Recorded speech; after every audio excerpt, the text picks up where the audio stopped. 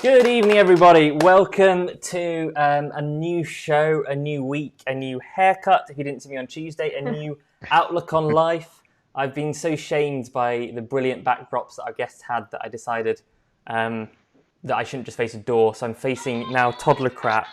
And I also have an artfully displayed Canon A1 that I've literally just crammed into the sofa. I'm going to bring people straight in because we are very lucky today to be having Marina is back to help me co-captain. Thank you. Welcome, Marina. Hi, guys. And of course, Hello. Mike Gutterman, live from the Gutter Cave. Here, Cheers. with a whiskey. It's 8 o'clock here. It's a bit earlier than that in America, but we're not gonna. It's 3 p.m. So yeah, it's legal. That We're is totally fine. legitimate Yeah. bourbon time. So cheers to everybody. Well done to whoever identified the beer I'm drinking before we went live. That's impressive and creepy. Hello, if you're here somewhere. All right then, we're going to dive straight in. We had a load of brilliant questions come in from Instagram. We had several terrible questions. They're also going to be put in. You'll be pleased to hear. But before we get into that, Mike, how are you doing? I'm doing great. How are you guys doing? I'm very honored to be asked to be on this. Like it's a real thrill. So thank you very much. That's okay. Now we had a warning. I had a warning, personal warning from M, that he had quote broken you.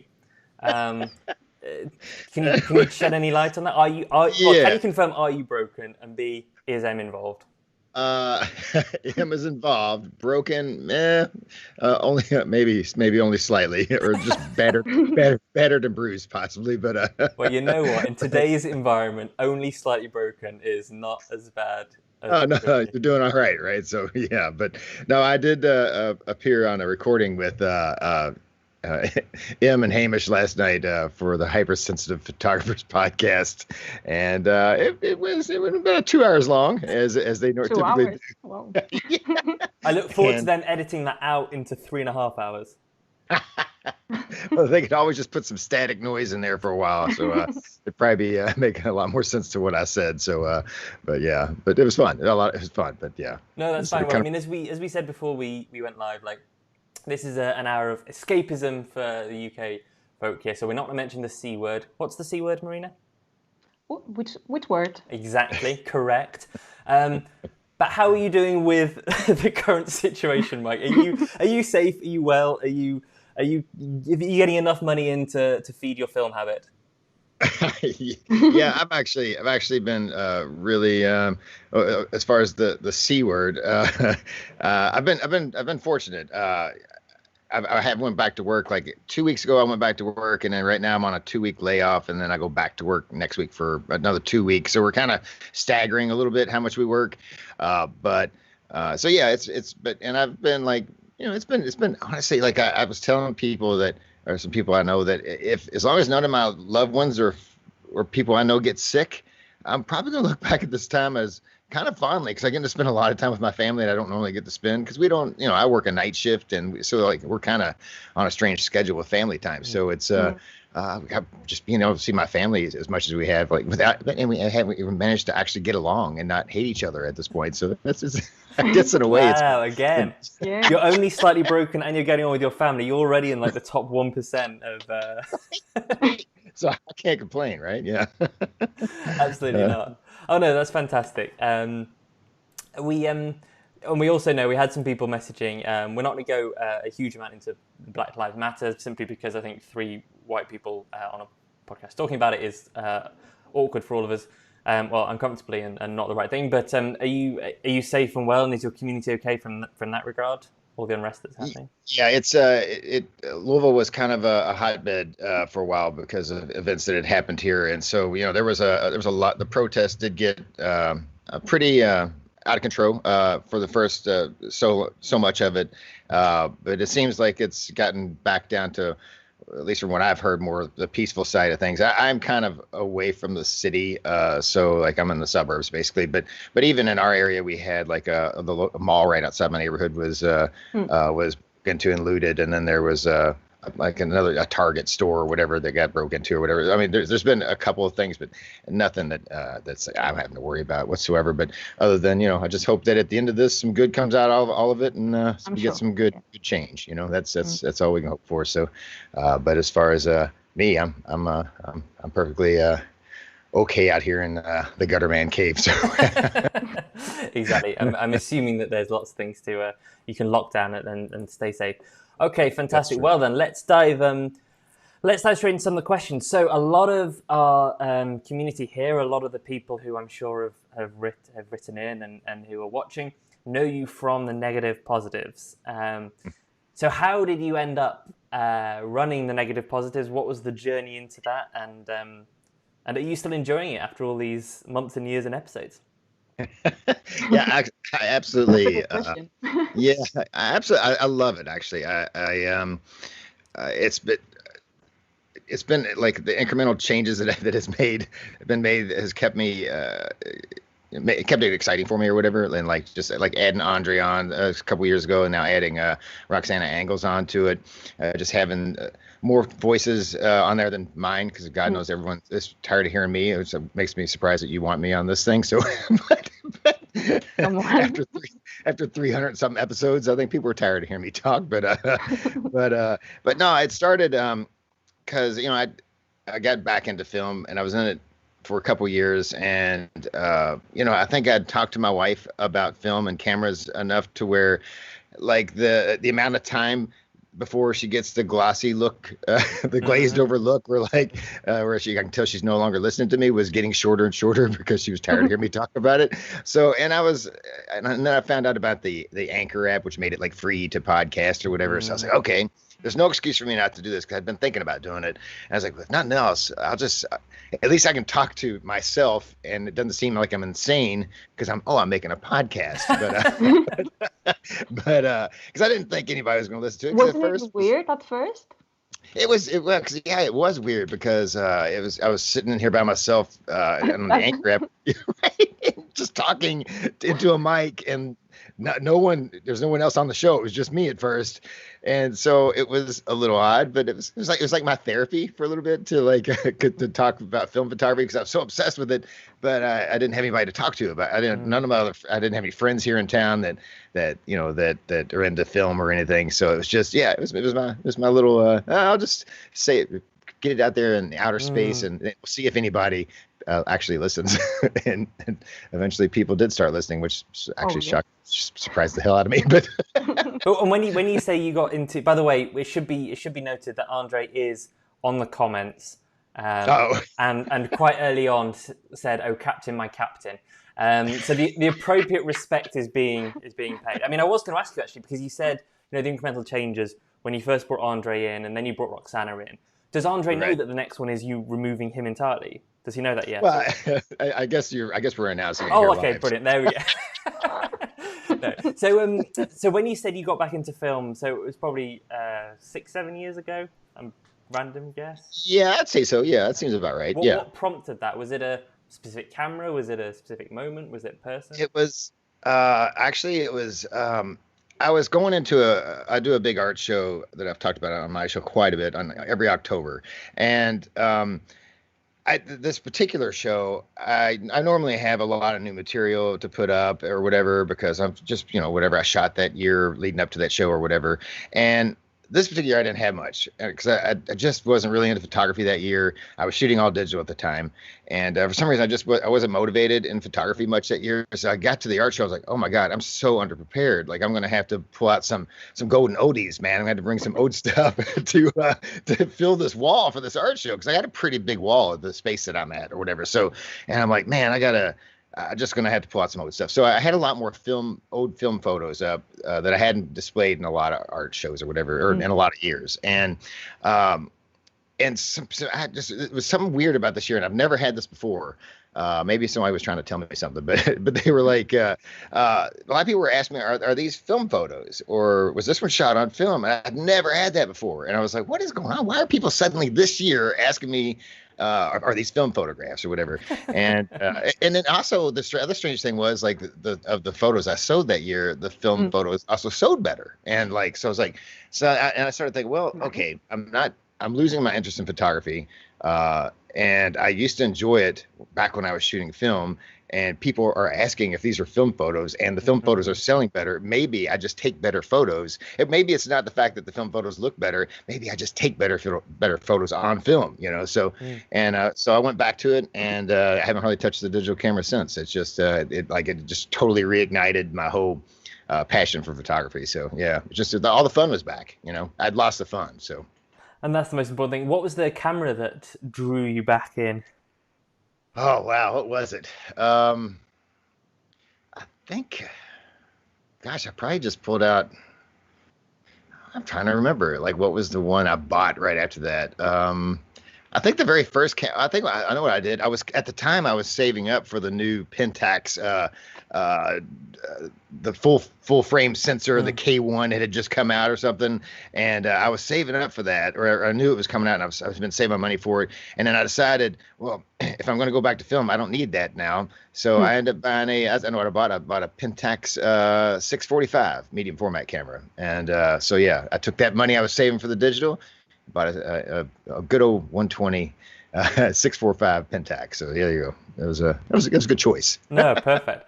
And the as you went from sat by yourself talking to a mic, mostly to stop boring your wife, to where it is today, which is where I mean, I don't know the download numbers, but definitely hundreds, if not thousands, of people every week must be downloading the episodes and listening to you talk.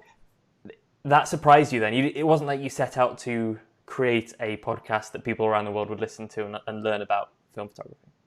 No, it was, I know everybody's probably going to say stuff like this if they're asked a question in this vein, but like, I honestly did not see this coming. Like, I did not I remember when I hit 50 listeners or something like that. I was like, 50 people are listening to me ramble. Like, it's unbelievable. Why? I like it, but it's the strangest thing. And then when it's kept growing, I was like, this is something that I, can't really wrap my head around. And, I love it, but it's I don't know what I don't know what to think of it. And do you feel more comfortable now with more listeners?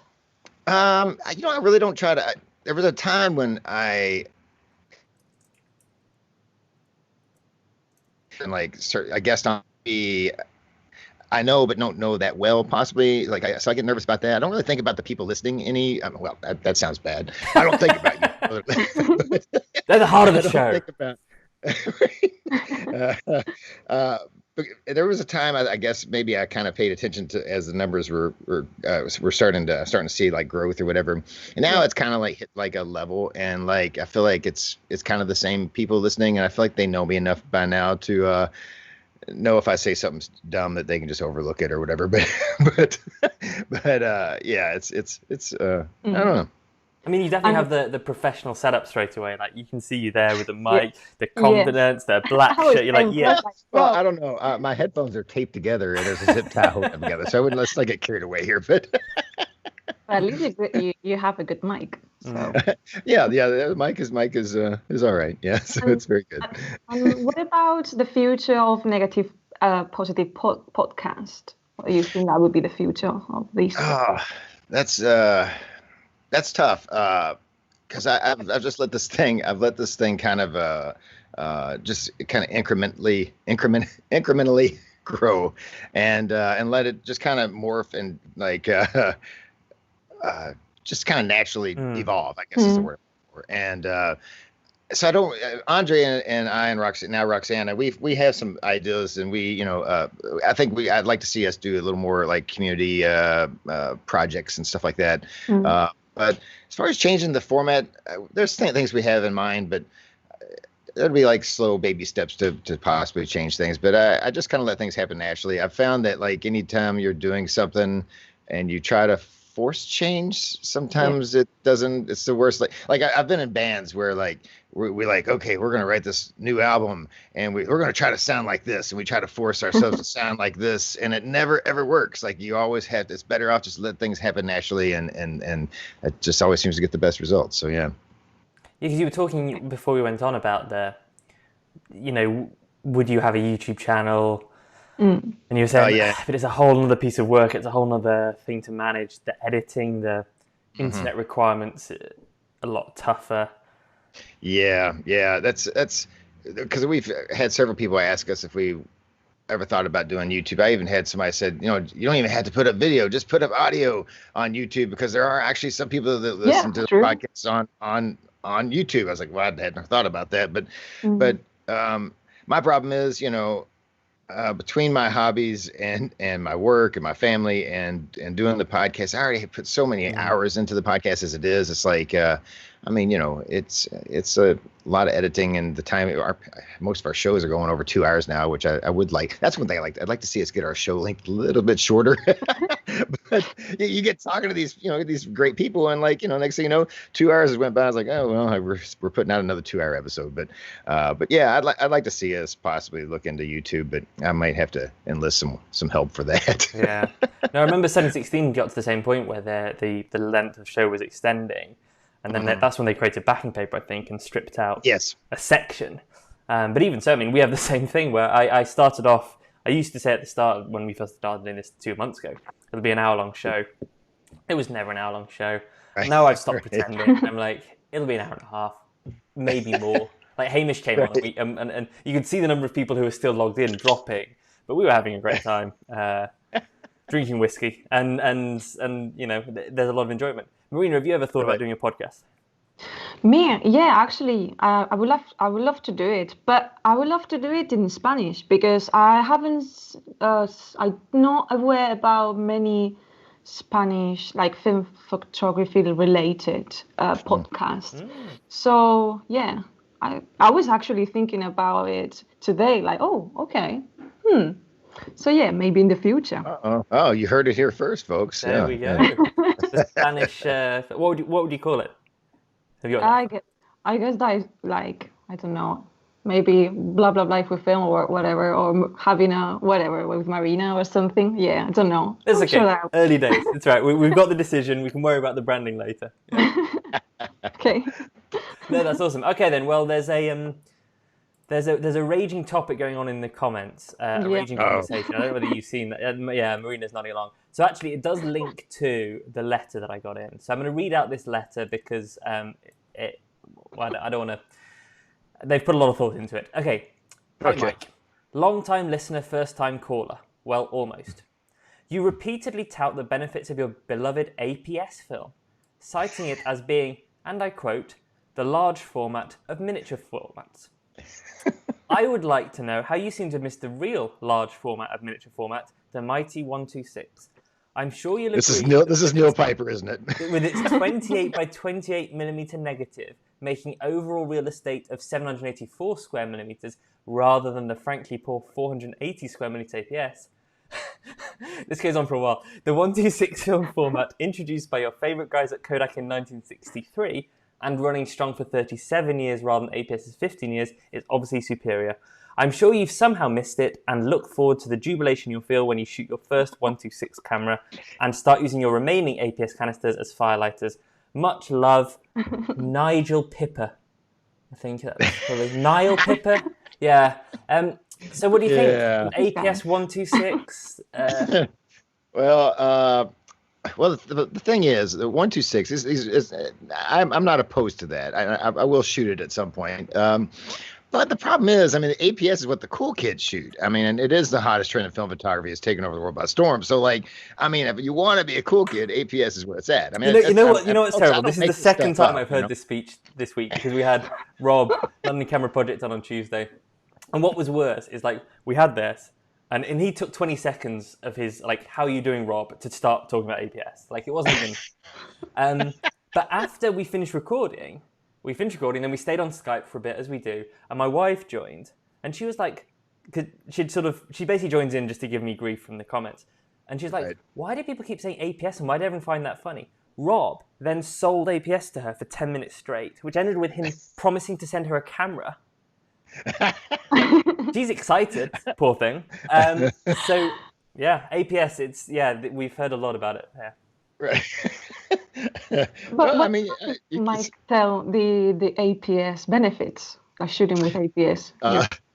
Please, tell me, sell me the APS, please. This might be.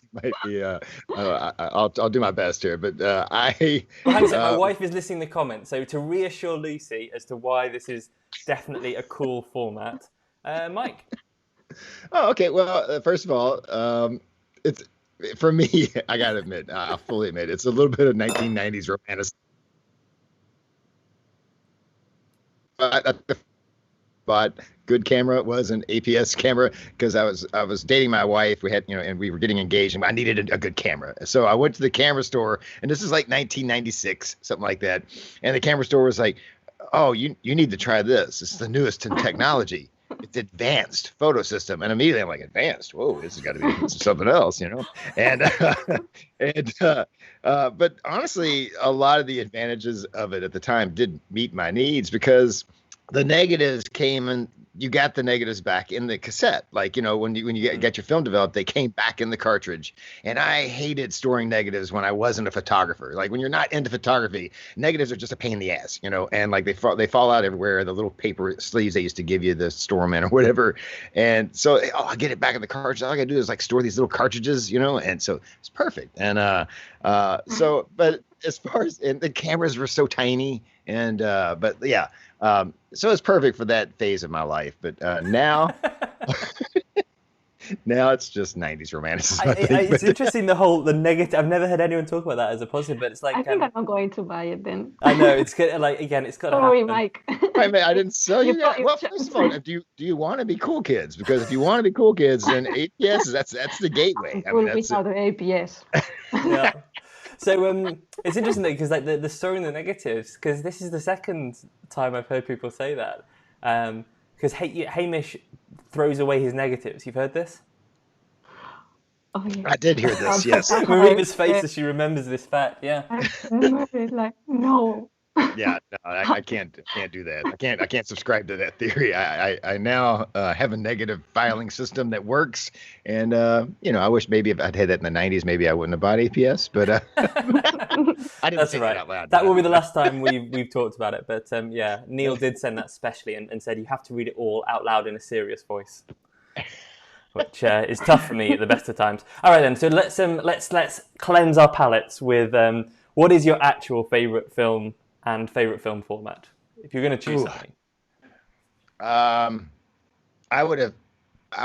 think the last time I had to answer a question like this, I think I would have immediately always said Tri-X, Kodak Tri-X. Like that would have been like, I would have, up to maybe a year ago, that would have been the first thing that comes right out of my mouth. But like now it's probably, man, I think it might be the Eastman Double X. Like I'm really into that. And then also I've been shooting a lot of, I've given T-Max another fair shake because I feel like he gets overlooked a little bit, and I've particularly been liking T-Max 100 in like a lo-fi Hoga. There's something really fun. It strikes me funny about using one of the sharpest films created on one of the worst lenses ever. On the fuzziest lens, yep, sure.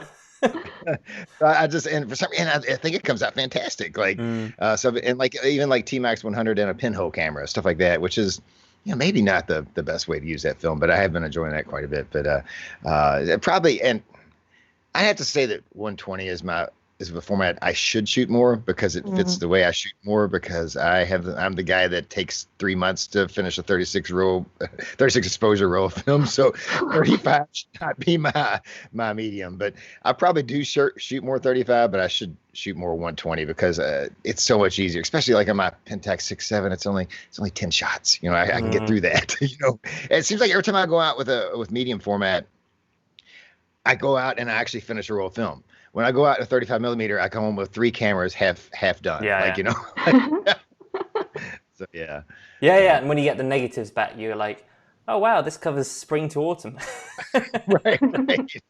Yep. Where do I file that? No, I think that's very fair. And so it sounds like you're very much a Kodak guy. Yes, A lot yeah, of I black am. and white, not much Ilford.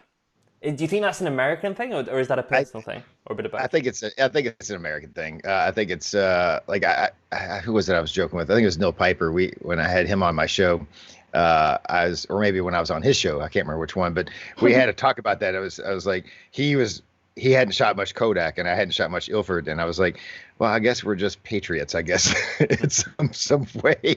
But I have shot some Ilford, and when I first started. Into photography, I guess probably early 2000s when I got serious about it. I guess my first attempts at black and white was the Ilford. It's the chromogenic, the C41 black and white. What is it? XP2. Yes, that's the one. Yeah, I shot a ton of that because I wasn't ready to like start home developing yet, and so yeah, I shot a lot of that, and because I could just take it to the drugstore and get it developed, and so yeah. But and then once I started developing my own black and white, then I think that's probably I don't know if I've shot much over since. Yeah. But I should give it more. I should give it more of a fair shake because honestly, I feel like I hear more people talk like prop up Ilford films. Like it seems like I hear more people like into Ilford films than I do Kodak at this point. I don't know if that's just a film community thing or because you would think maybe in America you'd hear more Kodak, but it's like at least the podcasts I listen to, and I listen to almost all of them, it seems like everyone's always Ilford. So maybe I'm the sole campaigner for Kodak. I think it's interesting because I think one of the things that Kodak it's tough to do, and I know this from talking to them quite a lot. It's obviously the way that it's split. The manufacturing is Eastman, the marketing is Alaris, the distribution is even weirder when you get into the real detail. Whereas Ilford can be very clear. It's a small team that sit in the factory up in Moberly in Cheshire, and they can just churn out content and the brand. I mean, they have a brand complication because it's owned by a different person, but at least when they know what they can do, it's very focused. They work really well. I see Kodak from the outside again, and it's more American focused. A, more American focused, and B, is it movie? Is it Hollywood? Is it talking about that, or is it talking about Tri-X? Like, it's very fractured, and I think well, I don't want to get into it because it's another hotbed topic, but their social media has been lackluster at best, and what in the last couple of weeks? Yeah. And there's a big thing raging about them right now about their response to the Black Lives Matter and stuff, and I'm not going to comment on it because people can have their own thoughts about it. But to me, it shows like the fracture of those companies, like Kodak being split up in so many different ways, means it's hard. It seems like it's hard for them to have like a voice or any sort of direction in their presence on social media, and just even their marketing. Everything about them just seems so inefficient the way they're running things right now. Like, and just because like it's two different entities that you have to go through just to buy a roll of Tri-X, it's a strange thing, and and that is true. I mean, for people who don't know the controversy that Mike's referring to, I'm happy to say it is, I've spoken to them about it, is the fact that Kodak as a company made no comment on Black Lives Matter for 2 weeks, and then today put out a statement that didn't say those words, and speaking to people, a lot of people in Kodak were very frustrated because it was exactly that. It was when there are three corporations that feed into a brand, getting one corporation to agree on a statement is impossible. Three has been so painful that everyone watered it down until the point when it's which again, that's a problem to solve, and it's the one that they need to work through. But it does go to show it is really painfully complex for them to market clearly, I think. Yes. But no, I think that's really interesting, and I hadn't picked up on what you said there about the fact that as you listen just to general buzz, it seems to be Ilford are talking a little bit more. I mean, black and white. I suppose for me, Kodak and color, with Fuji going the way that Fuji are going. Yeah. Well, that's true. I think. You hardly. Color talk is mostly about Kodak. That's for sure. I guess so. I was thinking from a black and white perspective, but with black and white film, it does seem like I hear a lot more people on my show, talk about Ilford films and stuff, Mm-hmm. even more so than like maybe just a year or two ago. I don't know. It's strange. It's just something I've noticed, and it could be just I'm getting a different perspective than what's actually going on. Who knows? But no, exactly. And well, I mean, from a sales point of view, it's interesting because I look at it and I see Ilford HP5 is by far and away the top-selling film. Mm-hmm. Kodak is the top-selling brand. But of course, it has all those color films. It has everything in that range. Right. Interesting. Right. Yeah. And it's quite complementary, at least in the UK. And sort of final question, I think, probably on films before we go to Marina's excellent halftime quiz. When you look at then, so your work's predominantly in black and white. When you look at then some of the creative films out there, and that includes like Cinestill, that I know Andre works for. People who are taking some base stocks and either stripping Remjet off movie film or pre-exposing it like Double and Revelogue, or cutting up into what kind of stuff like that is really does that appeal to you at all personally as a shooter, or do you appreciate it for the community? Where do you sit with the range that we have today? I love it. I think that some of like the films that are come pre-exposed or fireworks blowing across the frame stuff. Maybe I'd like to shoot it just for the fun of it, but it's maybe not something I would totally get into. But my thing is like there's probably kids out there that would love something like that. That would just be like the most. If it gets them into film photography or gets them to try film, then I'm all for it. The more films we have out there, the more variety. It's all great. And I like my freaky photos at times. So I like when things get messed up and weird. So I'm all about I'm all about trying to I have a couple rows of Lomochrome purple, which I haven't shot yet. Which I was kind of waiting for it to get warm. Now it's warm and I have no excuse. And so I need to shoot that because I think I'm going to like stuff like that. I love cross processing like slide film and like I like messing up with colors and stuff like that. I'm all about like the kind of the accidents of lo-fi and messing up with things and stuff like that, scratching up lenses and on cheap cameras. Lenses. Okay. I used to scratching on Hasselblad camera. Exactly, yeah. You know when you just headbutt a Leica, stuff like that. And but I used to do that a lot on single-use cameras, like mess with the lenses and stuff, try to get unique looks. So I'm all about like a film coming out with a unique look. So the more film that's out there, the better off we all are, right? Because it may not be for this person, but it might be for this person, and if it causes them to check out film, that's all good. Perfect. All right then. On that note, so he likes his freaky photos. He's down with the freaky stuff. Marina, on that note, over to the quiz. Do you have a jacket you need to prepare? Do you have a shirt? Is there a... Yeah. Okay, good. Yeah, Mike, there's also a dress code for the quiz. I don't know whether you know. Obviously, I didn't. I wasn't informed. No. We never like to inform our guests. It's one of the ways to make them slightly uncomfortable as Marina looks back. So while Marina's doing that, so which bourbon is your bourbon of choice for tonight / this morning? Oh, I am drinking some Evan Williams, and it is one of the ones that's actually like kind of like there's been a big thing, the bourbon industry is so huge in Kentucky that we've had a lot of like major conglomerates, alcohol conglomerates, and distributors come in and buy up a lot of our bourbon makers. So this is one that's still like locally owned, and so usually that's I like supporting that. That's nice. That's like the craft brewery side. It sounds like. All right, here we go. Marina is back with an outstanding smart shirt. Right, I'm gonna fade gently into the background. I'm gonna be in charge of sound effects and keeping score, and I'm not too good at the second one. I'm not gonna lie. Marina, over to you. Okay, Mike. So I don't know if you know about this section, but it's about how well you know negative positive podcast. So I'm just going to let's see if you know well your podcast. So the first question, it is in your dark years as a digital photographer, you started a bird told me that you started selling a lot of your film photography equipment. But yeah. So what camera did you tell us that hurt you the most to have sold? The Olympus Stylus Epic. Yes, yeah. Oh, that was quite quick. And I'm a little bit. What were the reasons?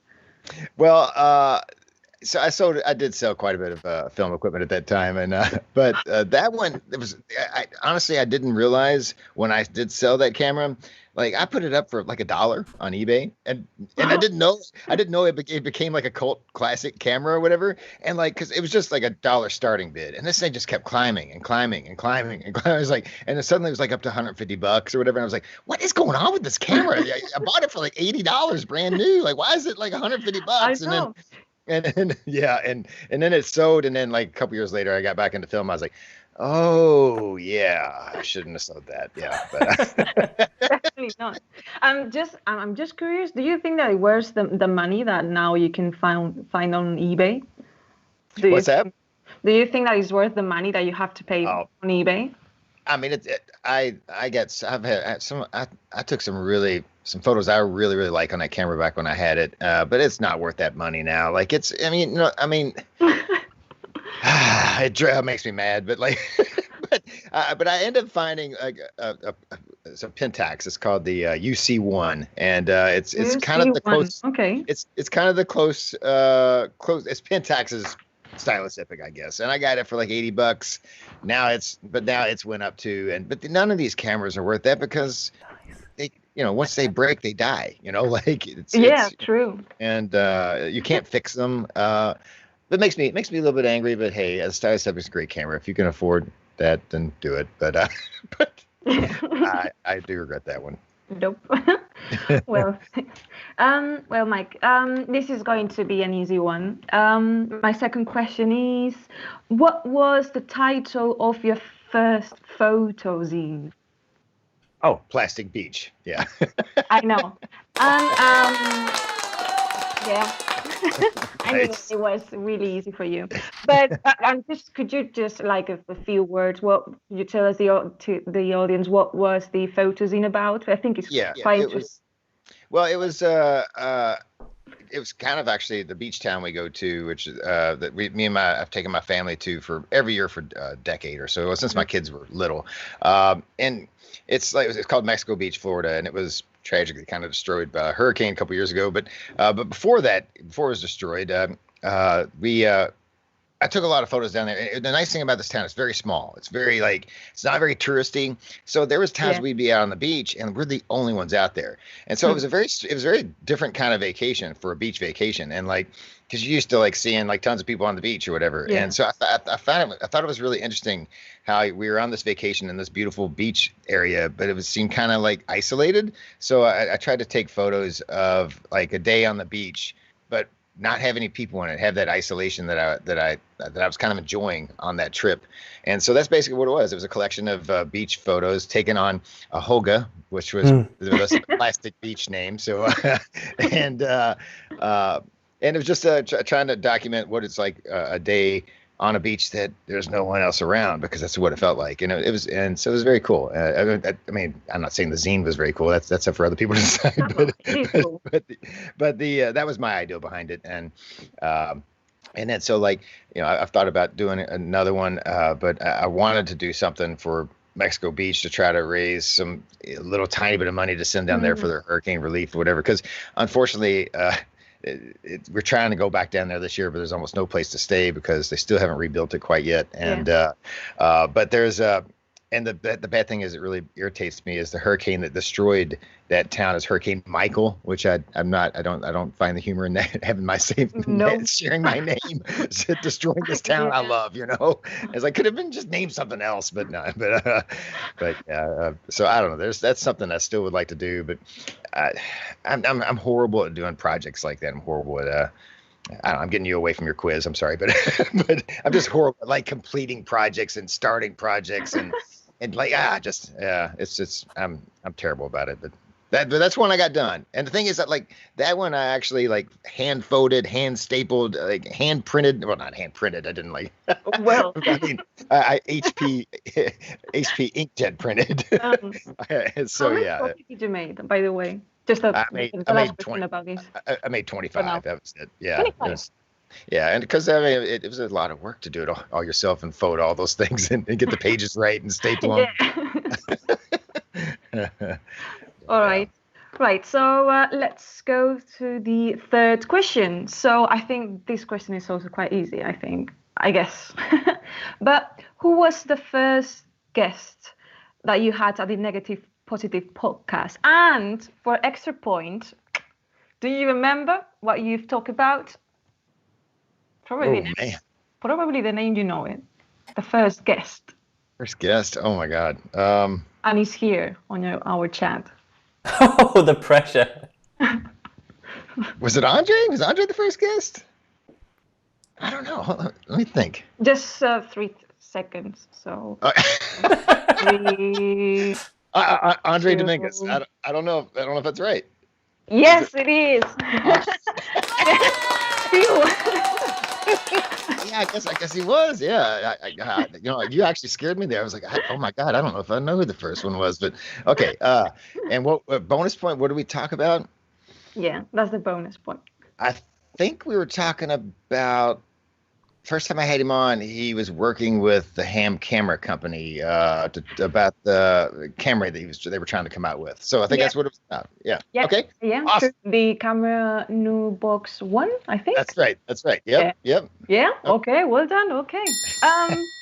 Well.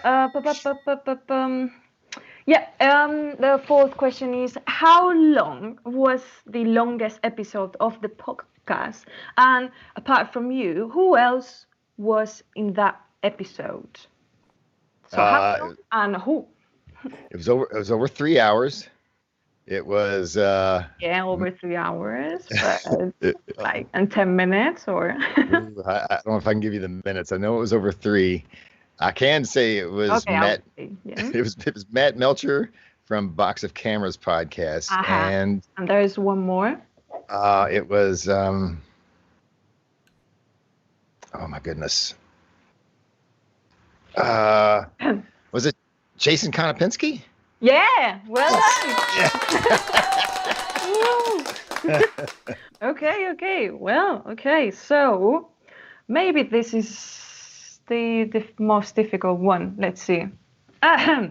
So on your first episode was more, about introducing yourself, talking about your film photography journey, sorry. But what was the first topic that you actually talk about on your podcast, on your second episode?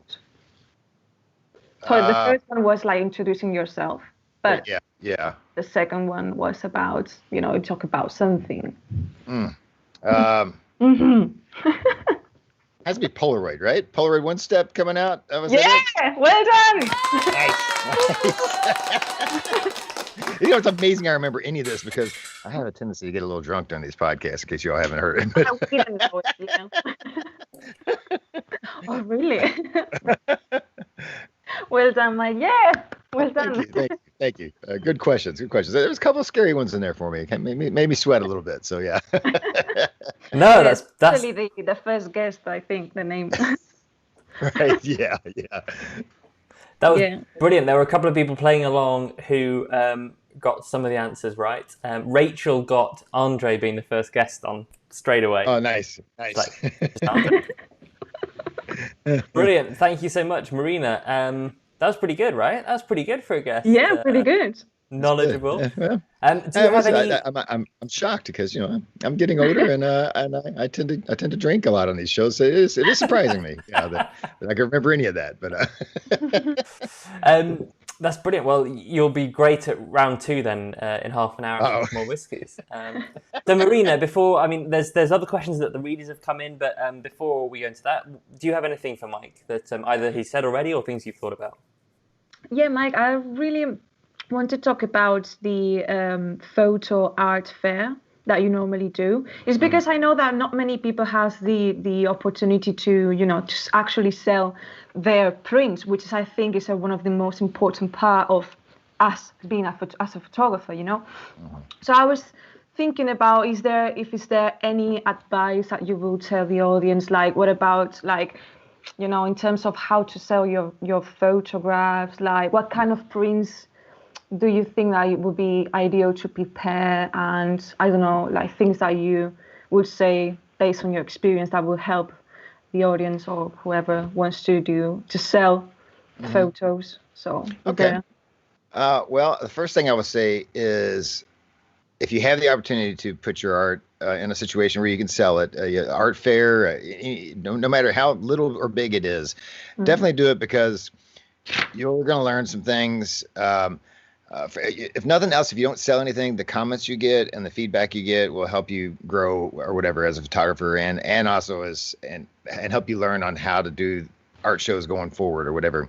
The first time you do one, go in there with the idea that you're not going to sell anything, and just try to learn, because my first year was awful. I was there for 3 days. I sold 4 really cheap things, and and then the next year it got a little better and a little bit better. Like each year I took what I learned from the year before and made adjustments. And so you just kind of go in the first time with I'm going to kind of. But what was more about, like, the improvements about the way that you display the photos, or the photos that you selected, or the way that you like presented, like, that it was more about frames or more, I don't know. It's a kind of a combination. My first year, I had them in mats and then like plastic, the little like plastic bags or whatever. And the second year, I had a couple framed, and I was still doing the mats or whatever, the matted prints or whatever. And the frame one sewed. And I was like, okay, I realized what was happening was that people, when they buy something at an art show, they want to go home and put it up on their wall. They don't want to have to take it to a frame shop. And it sort of loses some of the, they want they're happy about it and they want to go home and hang up on their wall and be like, oh, that looks great there or whatever. And they don't want to, deal with all that. That's a good shout, yeah, so framing is really important, which also brings me to the next thing I learned very quickly, is that, and it's just getting more and more of a situation, people don't value photography like they do painting or whatever, like if someone's painting. And they shouldn't, in a way, because that painting that's a one of a kind. Like that person, maybe they could try to recreate it or whatever, but photos are reproducible. And so by default, our creative outlet is a little less valued in the art world than other creative outlets typically can be. And so I had to, sometimes as photographers, we have to kind of keep our ego in check a little bit and realize that. And you've got to have a price that's going to move. And this particular art show that I do, there's drunk people walking around, man. There's porta pots, right? I can see porta pots right next to my wall, just 50 foot from my wall or whatever. And there's people stumbling in and out of those. People were thinking about, do I want to buy a photograph from this guy, or do I want to get another beer? And that's a legitimate decision he has to make. So you have to. I realized that's a situation. I'm not in a gallery, man. I got to sell cheap here. So I'm always on the lookout for cheap frames and the cheapest way I could print that will actually not fade, and all these things I could do to keep my costs down, cut my own mats just to keep my costs down so I can sell at a price that moves. And that's, once I've done that and gotten that process honed down, I sell quite a bit at that show. And, it's, the profit is not huge per sell, but when you sell a lot, you go home that was pretty good. Right. And what do you think how good that needs to be the print, in terms of quality? What do you think that would be okay, that's pretty decent? I used to do. I've always done inkjet printing for these shows. I used to have an old Kodak pigment printer, and I could not get those prints to fade. I've tried everything in the world to make those prints fade. They will not fade. But they stopped making that printer, and kind of got out of the whole business, and truthfully. And then so I moved on to this HP, and HP claims 25-year fade resistance. And I've done some fade resistance testing with it, and the fading I'm seeing out of it, while not as stable as the Kodak pigment was, it's stable enough where I feel comfortable selling prints out of this thing from was that people. The one where you did the stuck it in the window, the condensation, sunlight? I did a year test and the torture chamber test on these prints, and they came out. There's some slight fading, but you're talking this print got full sun, not completely exposed to all the elements and everything else, and did all right, I think. So for as cheap as I can print on that thing, and the quality is particularly on color has been fine. Black and white, I've never had anybody complain about my black and white prints, and I've had people like, well, why don't you think about like doing darkroom prints and using that as a sales tool to people that at your art show. I'm like, well, because people at my art show, again, drunk people trying to decide between beer and a photo, they don't care whether it's darkroom printed. And if it was darkroom printed, I'd have to charge more because of my time and the chemicals and everything. So and have you ever thought about selling a print of a beer? I should do. Well, I've sold plenty of prints of beer signs. So yeah. Okay. Are there any types of photos that work better than others? Yes. Here's an example. Yeah, I think you've told me to have an example ready. So this is an actual darkroom print I did with Mr. John Gregory here in Louisville, Kentucky. We're just going to pull you up full screen. So you have the full screen, Mike. Show us your print. Okay. And so John Gregory lives here in Louisville, Kentucky. He does a darkroom podcast called A Light in the Dark podcast. And so I went over his house. He has this beautiful darkroom in his basement. And it's the first time I did darkroom printing since 1989, and when I was in my senior year of high school, and then I got kicked out of the darkroom, but that's another story. But yeah, so that was the last time. So anyhow, I went over his house. So this is a print that nothing spectacular, but I sell a ton of this at the art show. It's because it's an Old Forester bourbon sign in downtown Louisville, and so yeah, that stuff like this is unfortunately usually it's a lot of local stuff that sells. People with photography and the art show that I'm talking about, they want local landmarks. They want things that speak Louisville, Kentucky on their walls. And unfortunately, that means that makes it challenging as a photographer to try to be artistic and also offer a local flair. So when you do take something like this. Now, this is just a standard grab shot of an Old Forester sign, which I tend to like trying to take photos of signs. It's one of my shticks, but that's one of because a lot of times these things disappear, and then you're like, oh, I remember that. And there's a lot of vintage signs in Louisville I've been trying to document. This one's not vintage. This one's pretty much brand new. But I'm always trying to take pictures of all these old signs before they disappear because they're disappearing quicker than I can take them, truthfully. But yeah, stuff like that. So the challenge is, if you're going to do one of these shows and you happen to be at a show where people I want local photography, is trying to put a spin on it where it's not just like the typical brochure or a shot of this landmark in your city or whatever. Yeah. So yeah, there's been a couple of comments come in. Marina, do you mind if I just build from your question, because we've had one question that's come in from Harold, who said, it's interesting to say you talk about a lower price on selling print when there are so many people recommending you price what you're worth, and generally that means high. Whereas it sounds as though you're very clear on who you're selling to and what the realistic choice is for them. Is that fair? Yeah. I mean, honestly, trust me, if I ever get a gallery show, if I ever am in a gallery, it's going to be darker printed, and I'm going to charge gallery prices. This is I mean, you should see this setup. We build pegboard walls, and it's very grassroots, the thing that we're doing here in this particular art show. But it's huge because we are next to the largest outdoor art show, or the second largest in the United States. So we're right next to that, and so we get thousands and thousands of people who walk through there, and it's a huge thing. And but this is very cool because we're like the local section of that, because most people in the main fair are not local, and so and that's another reason why people want to buy local prints from me, because I'm going to the local part of the art show, and then that makes it already in their mind, I want something local, They've flown in maybe for the big outdoors thing, right? Then they want to find something. Yeah. And then the other question it's sort of built from a comment Rachel says, where she says she has a box of her framed prints in her house. Should look at trying to get them online. You're talking about selling in person. Have you thought about selling online? Would you think that's a totally different kettle of fish, or would you take the same approach? Yeah.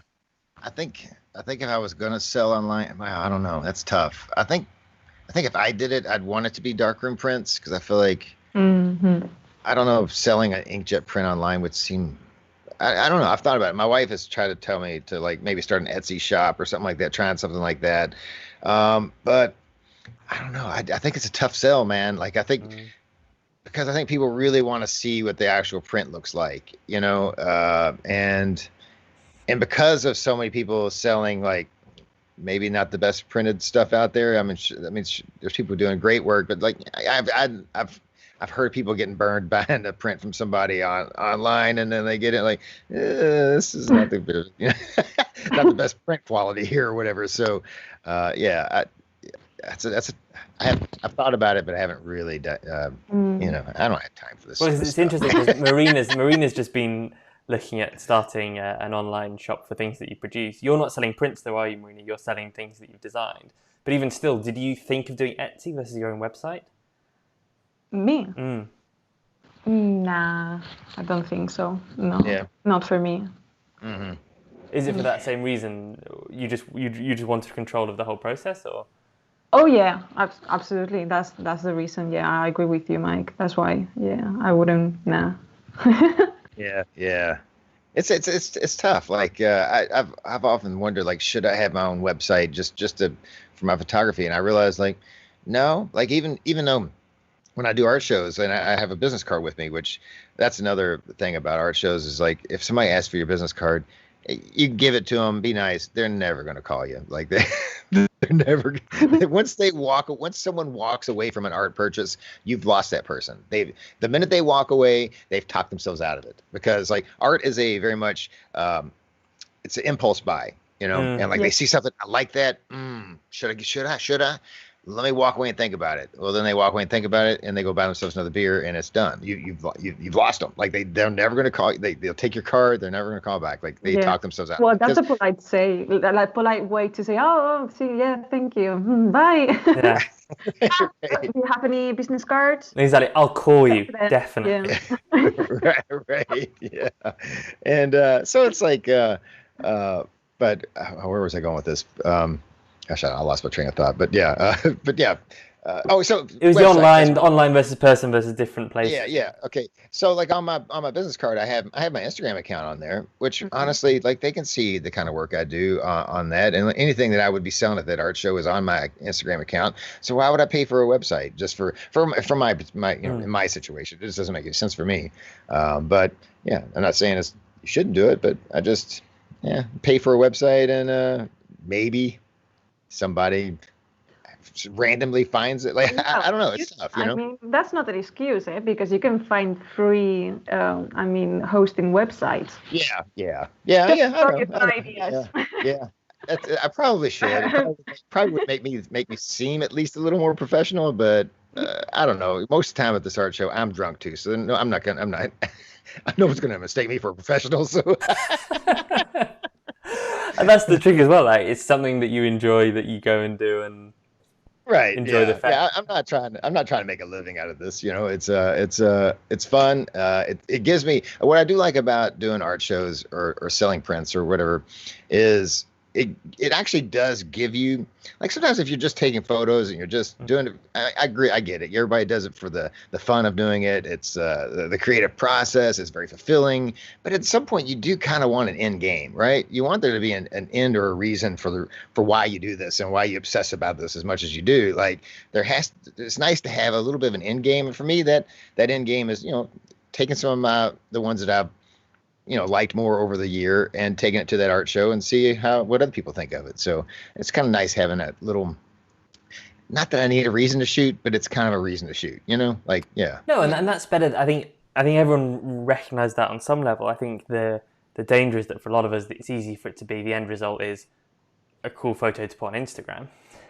But, right. But that's a game to lose regularly over and over again, which we talked about quite a lot. You're throwing that onto a very transitory thing that's been and gone in 24 hours, and something that's run by an algorithm. At least with a fair, you're turning up, you're showing your piece. You're also asking people to put their hand in their pocket and pull out money. The validation. I mean, actually, I picked up on something you said very early. That you said you're terrible at completing or starting projects, but you can't say that if you go to a regular art fair and Well, that is true, Well, at least I the podcast is still going live, so Yeah, that's true again. There we go. Yeah, you're right. You have a regular You podcast and you go to started? art fair. You have already completed 2 projects that I guarantee you most people in the chats would have thought about at least one of those 2 things, and you do both of them. So well, okay, now you make me feel a little bit better and guilty at the same time. So, but that's what we aim for, my friend. sorry. but yeah, I mean, I guess so. But I'll be honest. Like I do typically. I think it was last year.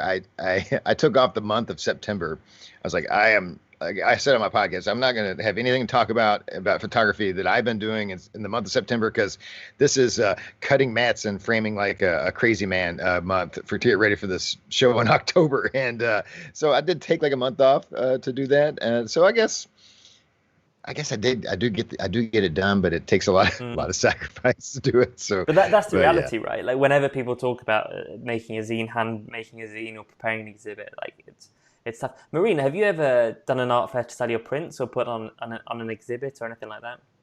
Yeah, I did actually. Last year, I think it was in November, I had my first experience selling my photography on an art fair, and I was actually I mean, in terms of sales, as you said, I wasn't expected to people just going crazy to buy my my photographs. But the whole point of me going there was to actually believing of that idea that, look, my photography worth enough to somebody actually buy it. So that's the thing that you have to tell your brain, look, yes, when, for example, sometimes we think, oh, my photography is not meh, or it's you don't have that great feelings towards your photography. Then that's actually going having the balls to go there and right. sell there. I think it's that fact. I think that it's very encouraging. At least it was for me.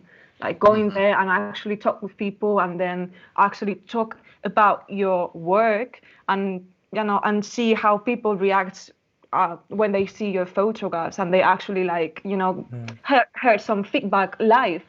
I think it was a super great experience. And actually, I was going to organize this thing happened, and I'm going to mention the words, but I was actually planning to do a film photography fair in Bristol, because I'm based in Bristol. But so I mean, it was basically encouraged by me, that experience. So I definitely, if someone is listening to this, please, if you have the chance, please, and just try to sell your photography in an art fair. I mean, you don't have to buy the most expensive Epson, or you just need to just print your stuff, or even you do a zine and just sell it. Yeah. What do you think? Do you think it is a great experience for you? It's it's very rewarding, and I know a lot of people have no interest in doing it, and that's fine. But I'm telling you, you'll learn so much about your photography and the way people respond to it by putting it out there for people to see. And it's nerve wracking, man. I've been doing this particular art fair. I think I'm coming up on my 14th year, I think, and maybe 15th, and every year, the first day, I'm starting to hang things up. I'm like, I'm afraid to hang things up. I kind of want to cover them up. While it's always nerve wracking. And then you finally get everything up for display, and you're like, okay, well, let's see what people think this year. Yeah, it's interesting because I mean, when I hear you talk, I've only ever done one exhibit a couple of years ago up in Leeds when I lived there. And it was that moment when you are forced to commit. You are forced to commit to which photos are in, which photos are not. And my favorite, it was basically, I'd been to North Korea on a trip, and we did with 2 people I'd gone with, we did a photo exhibit. And my favorite photo of the entire trip, that I liked aesthetically, not that just I enjoyed the moment, I liked aesthetically, didn't make it in because it didn't make sense when it was then a set of 8. Even that was a learning for me. You'd think you'd start with that and build, but actually when you then start to play with it, it doesn't make sense. And forcing yourself to commit to a set, forcing yourself to choose how to line them up, All of that is painful work and doesn't feel like it's art or creative. But actually, it's only when you then step back and say, that's better than 25 folders in a hard drive or on an Instagram or on a Facebook. Exactly, on an Instagram, yeah. It's more rewarding to, people, giving you feedback, good or not that good, like face to face. So, yeah. Well, I think it's also like, I think one thing that I still struggle with, and everyone struggles with it, and I think it's just part of being the overused word a creative or whatever. But like, I think we all like wonder if any artistic endeavor any creative endeavor, if we're actually good enough. Like, do we actually just, like, every time I do this particular art show, I'm like, do I really deserve to be here? Shouldn't somebody that's better than me have the spot rather than me? Like, there's always like this self-doubt. And I think that's just part of just, if you're like super confident in your creativity, please tell me the how that happens, because I don't meet too many that are. I think everyone has a little bit of a complex about, is my stuff really good enough for this? And all I can say is like, someone out there will resonate with your vision. If you're going to find somebody, if you're at a big show or whatever, or even a small show, somebody will come up and be drawn to something that you've done. And because there's all walks of life out there, and like somebody some of your work will resonate with somebody. So just try to keep that in mind, and don't let like fear keep you from trying to exhibit your work or let people see it. So. No, that is a fantastic thing. Very encouraging. Yep. Yeah, we all. I think that definitely is a brilliant piece of advice. I mean, the tough thing is it's hard to implement at the moment. Yeah, it is. Yeah. But when galleries are open, or when art fairs are open, or when spaces are open, there will be a lot of people who will be wanting. That scared me a little bit. And actually, my wife just brought it up yesterday. She's like, I wonder if your art fair is even going to happen this year. I was like, ooh, I hadn't thought all the way into like October yet. I was like, there's probably a really good chance it ain't happening this year, So, I mean, we'll see. But I mean, she brought it up to me. I was like, oh, that's kind of a real bummer. I hadn't even thought that far into the future about this. But yeah, we had the photography show that was meant to happen a week before we went into lockdown. That was back to September. And then last week they cancelled it in September. And they said, we're not going to be ready. Really? Yeah. Wow. Oh, yeah. By the way, announcement, if anyone didn't see. I was thinking about it. I should. In fairness, like it's been a bit September. haphazard. Like they put it on Twitter, they put it on their blog, and then they've emailed some people, but not all. But yeah, anyway, there we go. Surprise, surprise. So yeah, it's one of those things. But again, this is a very different thing. Like a small art fair will be different, and we're moving into a world of very nuanced. So maybe a gallery that has 30 people in any way is going to be very different to a 20,000 Birmingham thing. Okay, cool. Yeah. Oh. So a couple more questions then, maybe about negative positives. So you've said how you brought in Andre and then you brought in Roxana. So what's it like then having Roxana? Is it a totally different dynamic? I mean, it was funny because I was speaking to her on Instagram about something entirely different, and I was behind on negative positives. I was talking to her, and then I got to the next podcast episode, and I was like, Roxana, a film photographer. I know one of those. And then of course, yeah. Yeah.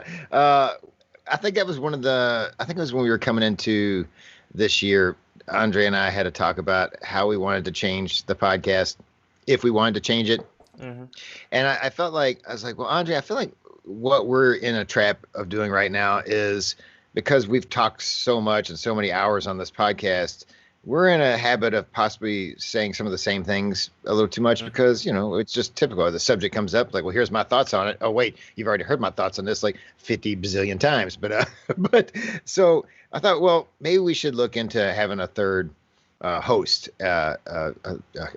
another co-captain. And Roxana had been on the show a couple of times previously, once as a guest, and once I think she came in at last minute. Our guest fell through, so we just had her on again. And both times she was very energetic and fun, brought a lot of energy. And I think Andre and I were starting to lose a little energy, so it just made sense to get somebody on there that was energetic and upbeat that could kind of kick me and Andre in the ass a little bit and get us get us going again. So yeah, so it's worked out great, and it's just nice having a different voice, and it's also nice, you know, to have a female perspective on there at times because you know, two guys with a maybe another guy guest. It's a lot of. It's a lot of sausage going on there, you know. No, I mean we on Tuesday's episode where we talked about Black Lives Matter. We did end up also in a discussion halfway through about the gender imbalance in film photography, and I don't know whether you got a chance to listen through, Marina, but it was like people were then looking at their Instagram live audiences and seeing what the split is because it says that, and like even Kate Hook was on there, who's a very prominent British film photographer. She's fantastic, very experimental. And she was like, oh crap, I'm like 70 or 80%, I can't remember what the number was, male to female split. So there's this risk that film photography falls down the same trap as core photography or wider photography. I don't know, Marina, we haven't prepped this at all, so feel free to give this as much or as little thought as you wish. But as you look at film photography now, do you feel that it's tough for you as a woman coming into it, or do you see it as very neutral? How do you feel? You know what? That I think. Well, I've been recently thinking about this, and I think it was more about Rachel. Last time that we did a YouTube live, we talked about this matter, and she said that it was about more more confidence. That I think we don't have enough confidence, or we don't feel as confident as male or something like. Because I know there are many female film photographers out there, but I don't know many female film photographers that actually like, you know, go on YouTube, like create a channel or do a podcast or.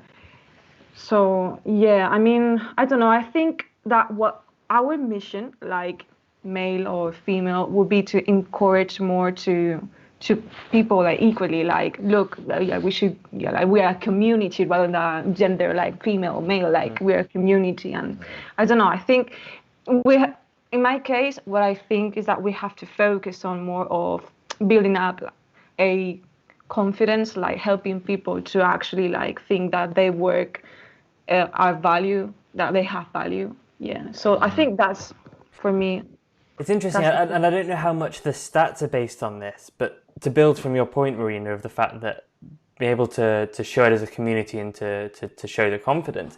Andres wrote it in saying, it's part of why representation matters. We've noticed more interaction from female listeners after bringing Roxana on, and that's awesome. So it may be, yes. I mean, again, I don't know whether you see splits of gender by listeners, but well, I did look at Anchor, which we still publish on, even though we don't use Anchor, the app, to like actually record the podcast anymore. You can still just use them as your publisher. And so they've just recently added a whole lot more of like analytics about like who's listening. And I was shocked. I think it's, well, I wasn't shocked, but I was a little disappointed.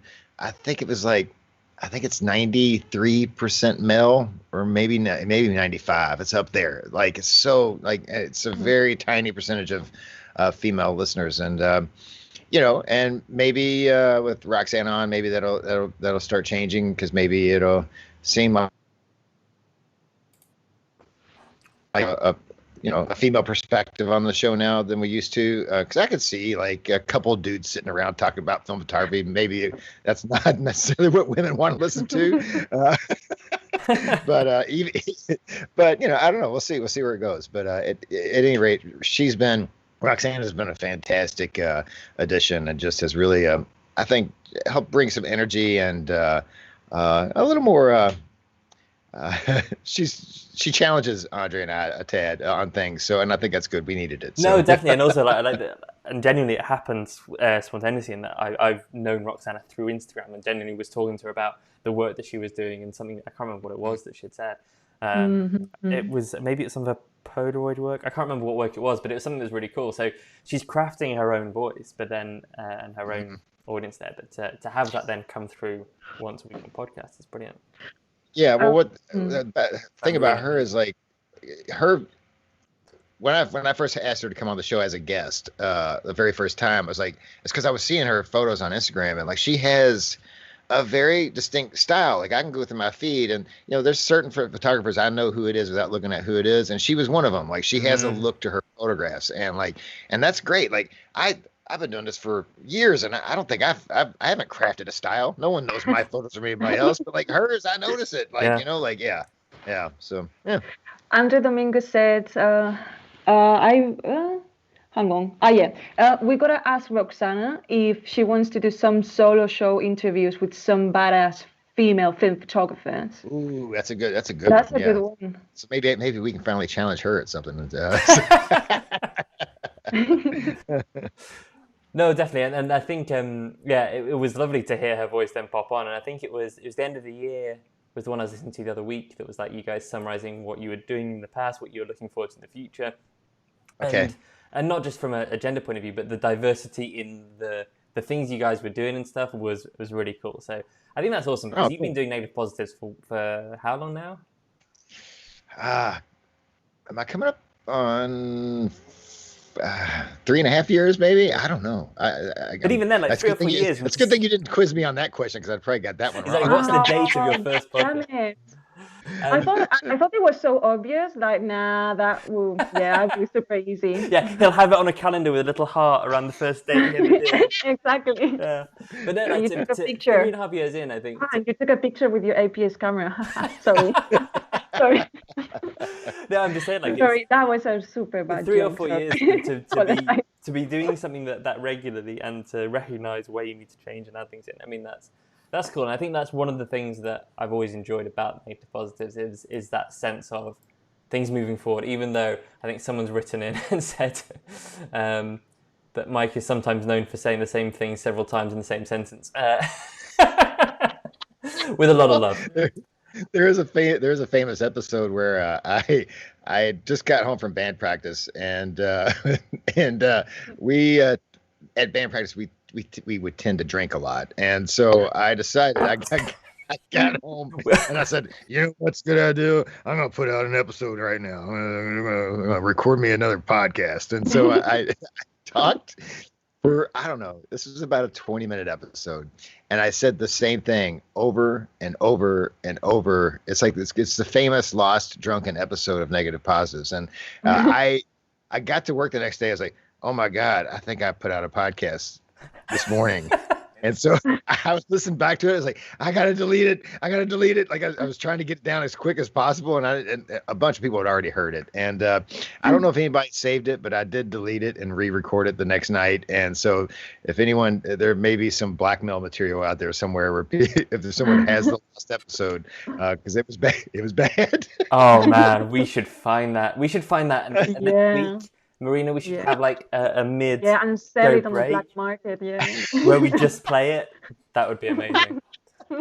Okay, we're coming up to sort of an hour and 20 minutes in. I'm having a lovely time, so we're just going to keep rolling as long as everyone is happy for at least a little bit. The very quick question, and just say the first thing that comes to your mind, really. What's your favourite thing about Andre? Oh wow. Oh, it's a pause. Oh no. That's good because there's so many. There's so many. I mean, it gets worse the longer it goes on. What a coincidence. No, it's just there's so much to like. There's so much to like about him. Like he's kindness, just kindness, man. Okay, there we go. Like he's, I mean, like Andre is. He's like one of my best friends. I've only like hung out with him like one time. Like we talk all the time, and like we're like he's like half my age, and it's strange. But we've bonded over this thing, film photography, and but it's even beyond that. Like he's just a good dude, man, and he has a good heart, and so it's just how can you not like him? Everybody likes Andre. Like how can you not? If you don't like Andre Dominguez, there's something wrong with you. I mean, it's just the way it is. I mean, I have had the pleasure of meeting Andre quite early on in Analogue Wonderland's life at Photokina. It was in Cologne where he was sent. It was like his first week in Cinestill or something. Oh yeah. And they were like, get across the globe and go and sell Cinestill. Right. And he genuinely is one of the loveliest people. So we look forward to, again, Photokina has been cancelled for this year and probably next, but we look forward to bringing him back to Europe. And I'll say something else while I'm praising him. Andre can take a joke, and that's because we give him a lot of shit on the podcast, and but he can take a joke, and he knows it's out of love, and like I think that's an element that he's brought to the podcast is being able to take a joke, and he gives it back too. But like, but yeah, that's another one of his good traits. Yeah. I mean, that was a total setup, but no, you are totally true. And actually, it ties on nicely to the next one. So you are the reigning Shoot Film Be Nice champion. Well, that's right. Yes, I'm still waiting for my plaque, but I haven't got it yet. I'm assuming Graham is still hand carving it in his garden. And that's a great example. I gave you every chance there to slam Andre, and you refused to take it. So when you are known as one of the positive voices, and everything that we've seen tonight comes through that. You've also managed to make a positive Facebook group, which, I mean, that deserves a plaque by itself. Like, you have somewhere on Facebook that isn't toxic, weird, or full of inappropriate photography painted as art. So how have you done it? And can you teach the rest of the world? Right. Man, that is tough. First of all, like the fact that anybody would, thank you for the compliments that you threw out there. I appreciate that, but that's very humbling. But the Facebook group is something that it started with actually Neil Piper. He's the one that asked me to do it. So all this is really Neil's fault. And is that Nigel Piper? Yeah. That's the guy. He was I think I'd said something like maybe I should start a Facebook group, and Neil was like let's do this. It'll just be me and you. It'll just be me and you talking anyway. No one will join this thing or whatever. And for a little bit, it was just me and Neil, and then it started growing. And I think I don't know how it happened. I really don't know. It's not any secret sauce that we put in it. Like I just think maybe the people that join our Facebook group like really bad dad jokes, and people that like really bad dad jokes on the podcast, maybe that just makes you automatically a more positive human being. Maybe that's the only explanation. Do you remember any good one? Like that's the best one. Oh yeah. Actually, the best dad joke. Yeah, the best one I have actually came from Neil Piper. Like I had a dad joke competition, and and whoever had told the best dad joke, I think they got some film or something like that. And so we had all these dad jokes come in, which I thoroughly enjoyed because I love dad jokes. But Neil's was the best, and it was two windmills are out in the field, and one windmill says to the other one, hey, man, what kind of music you into? And the other one says, I'm a big metal fan. What? What? What? What? That works. Yeah. That works. Okay. Yeah, well, that's the best one. Marina, do you have a favorite terrible joke? No, I'm not. No. Yeah, I remember that we had you had a competition early on your first or second episode of Analogue TV, but I don't remember any of them. Do you remember anyone, Paul? Oh yeah, because there was the we said that in the very first one, wasn't it? The worst or the best joke would get a certain thing. Yeah. No, I can't remember exactly that one. I do have a terrible joke. Is it a British thing? I mean, some of the references are. Yeah, well, I've... my wife's just walked in and given me the very embarrassing book of bad jokes. Nice. No, but my favourite one, I think, is... well,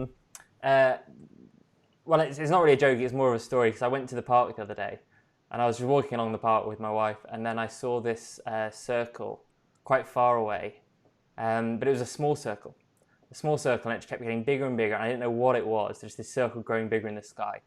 Then it hit me. A frisbee? No.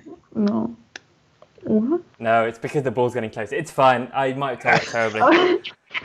Who knows? This is after a few whiskeys. Okay. You tried to act like mine was bad. Like, come Yeah, yeah. Well, I've got a whole book. I can keep going. on. We're getting off the topic.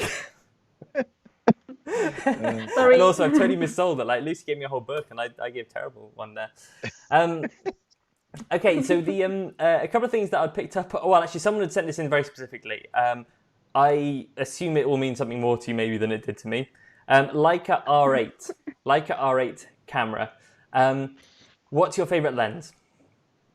The only one I have for it, the 50 millimeter Summicron. Fair Yeah, enough. it's the only one. It's the only one I can afford for it. I want to get like another. I just need one more lens for it. I need just something a little wider. I'd like to have like a 35 and like every other Leica R lens is so expensive, other than the 50 millimeter, which is fine because the 50 is fantastic. It is crazy sharp, and I hate to say it. I hate to like go on about Leica, and but I have to say it in my sexy voice. But That was excellent. Wait, Yeah, I I mean, say, why are you using a sexy voice when you say? but I hate to say it, man, because like everyone like thinks it's snobbish, thinks it's snobbish or whatever. But like it's. And I'm also going to say another thing that people hate to hear all the time: 3D pop, right? And that cliche, but like this is the only 35 millimeter system camera, the R8 with that 50 millimeter Summicron. It's the only 35 millimeter format camera that I've seen that has almost the same 3D pop as like a medium format would give me, on like a shallow depth of field type of photos and stuff like that. So yeah, there's something to that glass, man. I'm telling you, there's something to like a glass. There is. And Dale Willits has already wrote in, I think it must have been before you even said this, that said, "Ooh, Leica, is Mike going to do the Leica sexy voice?" We have the answer, yes. Yes, he definitely is. You know what? I've never actually shot a Leica at all. Marina, have you? Nope, never. Well, just know that when you do, the sexy voice will come out. It's going to happen. Okay, Man, that would be worth it just for the voice. I'm going to take a photo on a lake. Oh, Marina's already got the voice. Oh, what? Yeah. She's already working on it. She's probably on eBay right now looking at Leica. So yeah. So you mentioned it earlier, I'm and going you to said, do the same. "Oh, sorry." No, sorry, no. You mentioned it earlier, Mike, and you said like you've glossed over it a little bit, but we really do have to go back to it. You got kicked out of a darkroom. Oh yeah. Now, before you give the answer, I just want to give everyone in the comments 30 seconds to write down why do you think Mike Gutterman got kicked out of a darkroom? And how old were you at the time, Mike? I was, yeah. let's see. I would have been 17, 18 years old. Okay. Senior year of high school. Okay, My last year that- of high school, basically. That Yeah. gives us some clues. So, Right. 17 or 18-year-old Mike Gutterman gets kicked out of a darkroom. Why do we think that is? While people are typing, because it takes a while to catch up, Marina, what do you think? What would you guess? I only think like. Well, I don't know. I don't want to say anything. No, 'cause please my do. mind could be like a little bit dirty. So yeah. So no, I don't know, Mike. Sorry. Well, I mean, the main choices. I don't know. Maybe I don't know. You have a crush with somebody, and maybe like with that sexy voice, you say, "Would you like to see my dark room?" or something like Yeah, that. exactly. Yeah, he took a Leica into the darkroom. Yeah. I'm gonna go. Would you like to see the shot that I took on my Leica? Ah, yes. All right, so Marina's gone with women. I'm gonna go Sorry. with drink. I think you took a bottle of whiskey in there. I think Oh, that's a good you one. accidentally left it there because you were drunk and took home a bottle of Fixer. You didn't drink the Fixer, but someone else tried to fix their photo with booze. That's what I think. That's a way better story. Okay, let's have a look. So we've had Cheryl Lee. Too We're much smoking. Too much sexy voice in the darkroom. Okay. Lucy Mackay. Oh, that's my wife. He was smoking a pipe in the 80s. Ben. He was drunk. Mike. Drinking developer. Rachel. Eating pizza. Rachel again. Having sex? Question mark. Girls. Andre. Too busy chasing girls instead of actually developing the yearbook film roles. This sounds like an actual story. Too busy chasing girls. So what happened? Yeah. What happened, Mike? Okay, well, I was I liked the shoot. I was on the yearbook staff, so I was the yearbook staff photographer, and I liked taking the photos. I didn't necessarily dig the developing in the darkroom. The developing didn't bother me. Like the printing in the darkroom, I was a little bit too concerned with chasing girls, and so I therefore I didn't do my work. I got my photo assignments done, but I didn't get the actual printing done. I was way behind on it, and then the two other people on the staff had to kind of like pull their weight and like do most of my printing for me. And they got a little mad about it after a while, and then there was a coup, and they kicked me. They went to the teacher and got me kicked out, and I deserved it. I completely deserved it. I am not. If I ran into those other two fellow photographer darkroom friends today, I would be like, you know what, you made everything came out okay. You made the right call. And Andres said, photography, the cheerleading team, perhaps. Like, Well, it's There are theories. There are stories. I'm just there to capture that school spirit. Yeah, That's all I'm and that is what artists do, right? That's what. So was it? And with the coup, was it? They all sat you down and said, "We're gonna," or was it a teacher? It was like, "Mike, come here, buddy. You've." Well, here's the funny thing that happened, and I'm sure there was there was a girl and there was another dude and another girl in the darkroom with me, and the girl actually had a locker right next to mine in the school, and she didn't know that I had come up to my locker, and she was like bitching to her boyfriend about me. And didn't know I was there. I was kind of hiding behind my locker. She's like, I'm just sick of it. I'm sick of it. He's not doing his work. He's not getting anything done. I got to do everything for him. And I was like, oh my God, she's talking about me. And like, then she sees me and just slams her locker and gives me this look and then walks away. I'm like, oh no. Yearbook staff. That's when that was the first clue. That's the first clue. And like yearbook staff I was like, that class is going to be real awkward today. And because I'm thinking us going to be us three in the dark room after I just heard that tirade. Well, when I get to class, the teacher pulls me aside. Is like, yeah, we need to have a talk. And then I never was in the dark room again after that. And unfortunately, it was like 3/4 of the way through the year. So I had slacked off for a long time before they kicked me out. But so I didn't get to finish the last quarter there, I guess. But I like the idea that this is like. It's funny to see you now with a lovely silver beard and talking about you and the lockers in high. Like someone said, it's my wife again. This is like an episode of Glee. So next question. In the movie of this yearbook, I mean, it's going to be some epic thing where like your school has a whole set of yearbooks and there's one missing. Right. The year of Mike Gutterman. Who would play you as a 17-year-old Mike Gutterman? Oh my God, an actor that would play me? What did you look like when you were 17? Let's just say, yeah, not that good a looking guy. Not that good looking. Andre would play you. There we go. There you go. We'll just go with that. I don't know. It's funny. I think everybody feels like there is an actor or actress out there that resembles them, or at least can find some resemblance. I've never found mine. I don't know who that would be. Like, do you guys have an actor or actress that you think like, yeah, I could see where that guy could play me? Do y'all have that?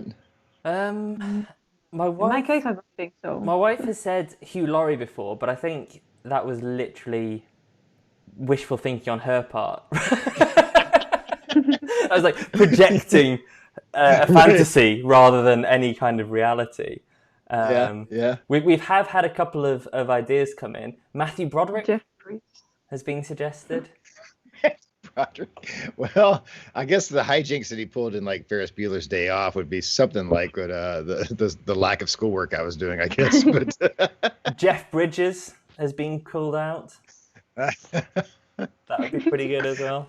I mean, he's a cool dude. I'd take that. Yeah. Yeah. In fact, Jeff Bridges has come back a couple of times. Take it. Yeah, for sure. So when you look at the next year, let's say, what do you want to? Is there anything photographically speaking that you want to achieve, or that you want to deliver, or any projects that you really want to get done?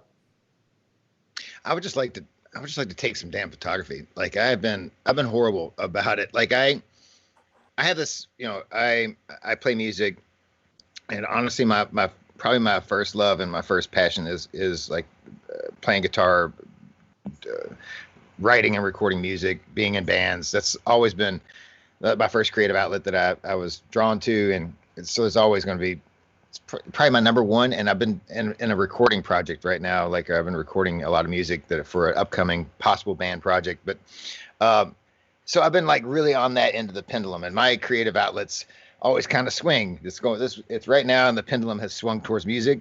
And so it's been really hard to get motivated towards photography, because you only have so much creative time in your life, and or even so much creative juice or whatever to do certain, sometimes you just can't always be creative or whatever. But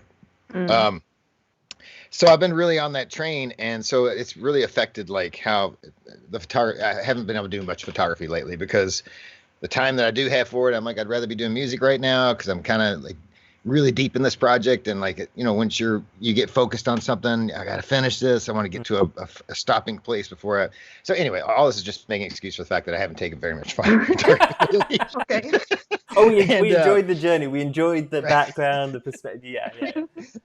So I needed to get out and start shooting again. I had this thing. I noticed that it took me forever to start this music recording project, because it's the starting. Once you get started, the thing starts snowballing, and then like next thing you know, you're all in.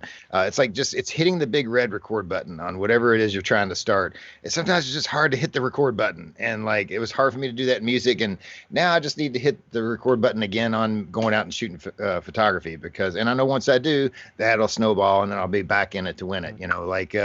But I need to get back in that habit, and I've been horrible about it lately. I just have. Like the podcast comes around, everybody's talking about what they've done this week, and I'm like, yeah, great job, guys. I'm glad you all get stuff done. But and by the way, where can we listen to your music? Well, the only band that I have out there that's actually you can listen to is I was in a band called Sea Hero, the word SEA Hero, and it was an instrumental band. We're on Spotify, iTunes, Apple Music, or whatever, all that stuff. There's also a Bandcamp where you can get download any of the albums or whatever. But but yeah, it's just instrumental music. And we broke up a couple years ago, and we're talking about getting back together, hopefully. So maybe a reunion. So, but that's the only thing I have out there that. Other than the podcast where I'm constantly beating people over the head with my music. But because that's one thing nice about being a musician, though, and having a podcast. I don't have to get royalty-free music online. I can just I force people to listen to my stuff. So. And then you're like, and that was the Brilliant band, who are available for download at all good. We don't know who they are, but they're brilliant. Right. No, that's perfect. So one of the questions actually came in quite specifically. They said, I don't know what scenario this would ever be, but you're put into a situation where you have to choose one of these two things. Okay, You cannot skip it. This is for the rest of your life, one of thing or the other. In the red corner, loud music. In the blue corner, taking photographs of fire escapes. Well, in that case, I have plenty of fire escape photos already, so I'm going to go loud music, because at least I can change that up. I'm covered on fire escapes, but that's fine. And for those who don't know, the fire escapes thing, you're attracted to the visual aesthetic. Is that it? Well, it started I've noticed I've shot some in Louisville, but Louisville doesn't. We have them, but I went up to the FPP, the walking workshop in Findlay, Ohio, back in it was 2018 or something, I guess it was, and we were walking around that town, and it's a small little town, but there's fire escapes everywhere. Every building had a fire escape on it, and I came home with I don't know, 50 bazillion fire escape shots. And I didn't realize I was doing it at the time until I developed all the film when I came home. And I was like, oh my God, all I've got is fire escape shots. Like, like, I mean, granted, there was a lot of them in that town, but like, it's like, and then I realized like, well, I do kind of like them. I like fire escapes. So yeah, and now it's become a thing. Like now I cannot take a photo of a fire escape when I see one. I feel like it's like my shtick now, you know, like. Well, do you have? I mean, we talked about this with Hamish as well a few weeks ago. Like a running joke with him of solitary trees silhouetted against the sky. Marina, Right. is there something that you find yourself taking photos of? Like, if you see one, you Yeah, have to do. actually, yes. I don't know why, but I really love like the isolated trees. Like, yeah, and I have to take a photo. Like, even if I don't have a camera of me, whatever I have. Yeah, I don't know why. Why? Why do you think? Well, I remember me and Hamish talking about this a lot. I think there's something It's like about. ourselves reflected on that tree that we feel alone. Well, I in think at the end. time I first went down the route of. I remember reading something a long time ago about how aesthetically we're drawn to. There's a strong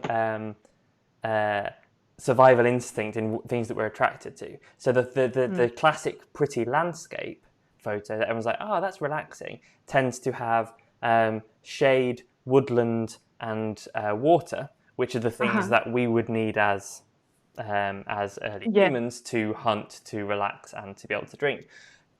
I have no idea how true that is. I'm rolling with it now. So maybe that tree we're attracted to because it is potentially a shade, a shelter, or something. I don't know. But it's true. Like I remember there's a Three Peaks walk in Yorkshire where there's the three tallest hills in Yorkshire, and the goal is to try and get around them within one day, which is a decent day. And there's one, when you do the walk, there's this one part where you go down a valley and there's this amazing old skeletal tree that overhangs it. Everyone who does that walk takes a photo of that tree. Like, Interesting. if you start, like, and everyone has to finish at the same cafe. And if you walked around and said, show me the photos of today, everyone would have that tree because it's just something that stops you. So I think solitary trees is a common thing. I have no idea whether there's any. And it happens to me the same, like with bench. I don't know why. I don't know why. Yeah, Yeah. like a That's solitary the bench gets me every intellectual time. bench. Yeah, right. Yeah. There's something about like I think like just a simple photo of like one thing, like yeah, something solitary. That is weird. Are we all? It's like are photographers just lonely people? Like, is that what? Yeah, weird. I mean, the other point might be I remember someone saying about again. I don't have a very good memory for details. You might notice this. Like I can't remember where I found this, but again, I remember reading something that's about like painting is you get to choose what you put in, whereas photography is you get to choose what you take out because you start with a scene and you have to reduce it to a photograph. With a painting, you start with weight and you choose to put in. And that's tough, right? That's a large amount of what we do as photographers is trying to simplify an image and getting rid of everything we don't need. That person walking, wait. If they don't add anything, wait. That manhole cover in the corner, move it, zoom, walk in, whatever it is. And I suppose with solitary trees, nature has done the work. Fire escapes, I don't know. Fire escape, like, maybe if there's two fire escapes, you're like, no, that's dirty, naughty, awful. Well, with fire escapes, it's all about. I think that's another thing. There's so many lines to work with, leading lines to work with. I think that's why I like those. Why I'm attracted to it, and they're not always easy to shoot though. Like because sometimes it's just a leading line mess. So like you got to be careful how you compose and them. You get the parallax problems as well at the top, where the fire escape just bends. Right. Dale Willett said, I always take photos of doors, stairs, and steps.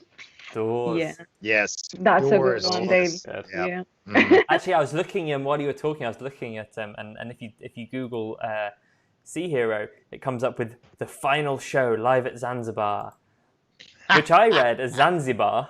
And I was like, shit, man, this you had your farewell tour in Zanzibar. That's massive. Well, and and then I wouldn't listen to that. Yeah, yeah. I wouldn't. That's we put that up for just people that wanted to hear our final show. It's the recording quality is not that great on it, but it's available. It's if you want to check it out. But yeah, I'm surprised that came up because after that band broke up, some video game came out that had Sea Hero in the name, and like it now dominates the entire like first two pages of, like Google, and like we used to be like only like two things would come up: our band and then the Kentucky Derby horse that won the 1993 Kentucky Derby was Sea Hero. That's where we got the name. So it was a Kentucky Derby horse winner. So yeah, and so that would be the only thing that's popped up. And then some stupid video game came out and it knocked us off the first page of Google. And they didn't come to you for like the theme tune or anything? Well, I mean, I'm sorry. I don't understand why we couldn't sue them. I don't know. Like we were such a massive band. I mean, I just get your agent or your legal team on it now. Right. No, it's interesting because the Zanzibar thing it triggered with the Doors because in Zanzibar, not the bar in Louisville, which I think is pretty cool, is very famous for its doors, and there's a whole photography of those doors thing. Oh, okay. But again, it's very tough because when you're there, you're like, oh my God, I'll take photos of the doors. And I went to Zanzibar when I was really into film photography, and I have very few, if any, good photos of the doors because there's always people, and it's always in an alley that you can't get close, or if you get close, it's so distorted. And you're like, right. This is not as easy as you would think. You all avoid having people in your photos. I do. I try to like. If you look at most of my photos, it'll look like the apocalypse has already happened and like no people are left on the earth. Like, but I think I don't know. I mean, I think it's the stripping out thing again, isn't it? Like if someone's in there for a reason, great. But so many times it's the back of a head or a side. I don't know, Marina. What do you think? Yeah, totally. Yeah. You avoid it. I do. I don't know, like following the same thing, like solitude things. Like I try to like when I spot something that caught my attention, like if someone is going to pass, like I do the sign like move on. And then take the photo. So yeah, everyone knows it, even though in any country you can do this, and then just. Yeah, it's one of those things, though, isn't it? Like I remember when you go on holiday in particular, and you look at a Dorling Kindersley book or a travel book or whatever, and there's these photos of beaches, and there's never any people in there, or you realise that they've taken the camera slightly above in order to strip out them hundreds and thousands of people. I mean, again, I think it's one of those instinctive things. Like, if someone's in the photo, I think it dominates it because as humans we are looking then for, that's not a neutral object, right? If a person is in a photo, it's not. I don't think it can be neutral because we're trying to engage. We're trying to project a story or a history or a reason that they're there. I don't know. Again, this is me waffling after a couple of drinks of the night, but it feels like it's like if you had something that was just simple, it wouldn't have that. A person you're immediately drawn to. So if it's not adding something, it has to be out. Yeah, I agree. Yeah, that makes sense. It's making me feel a little less anti-human. So we'll go with that. Well, at least that you want to actually take photos of human beings. Like for example, I had a period where I really like to take pictures of people's shoes. I don't know why. Like I don't know if I'm being super weird, but yeah. And inside that. Yeah, but yeah. Anyway, you did. By the way, no, I was about to say, Marina, you've shot a lot in Japan. Do you see? So what we're talking about here is we sort of have a European, Western European, American view on it. When you were in Japan, did you see that local photographers were attracted to different things, or you found yourself shooting a different way because you were there, or was there any perspective that you felt was cultural on that? I think that, I guess that, that even though that people think that Japan, or Japanese people are super shy, which they, they have a reputation of being there, like quite shy people and polite, in Japan is where I learned to actually ask people to permission to take photos. I remember that when I was studying photography there in Nagoya, Japan, one of the we had a week that we have to go. One of the assignments was to go outside and take photos, but having the permission. And then the teacher was like there, like seeing how we were asking like politely how to take a photo. So yeah, I think that it's kind of different. Like if you want to take, I mean, obviously there are many Japanese photographers that they have like for example, a rough style. Like there is a Japanese photographer who usually like he does street photography, but his style is pointing the camera on people's faces. I don't know if you have seen it. Yeah. But Mm-hmm. I don't know. I don't remember his name, but yeah, he's been kind of controversial lately. Yeah, exactly. apparently. Yeah. Mm-hmm. Oh, was it the one who was a Fujifilm ambassador who then got Then got pulled? Was it pulled? I think they. Yeah, I think that got rid of him, right? I don't know. Because people complained and said this is offensively in your face, and then Fujifilm just cut all images while they worked it out, and it looked like they dropped it. It's just that people didn't like it. Like they didn't feel comfortable at all. But yeah, it's a shame because I mean, it's another style.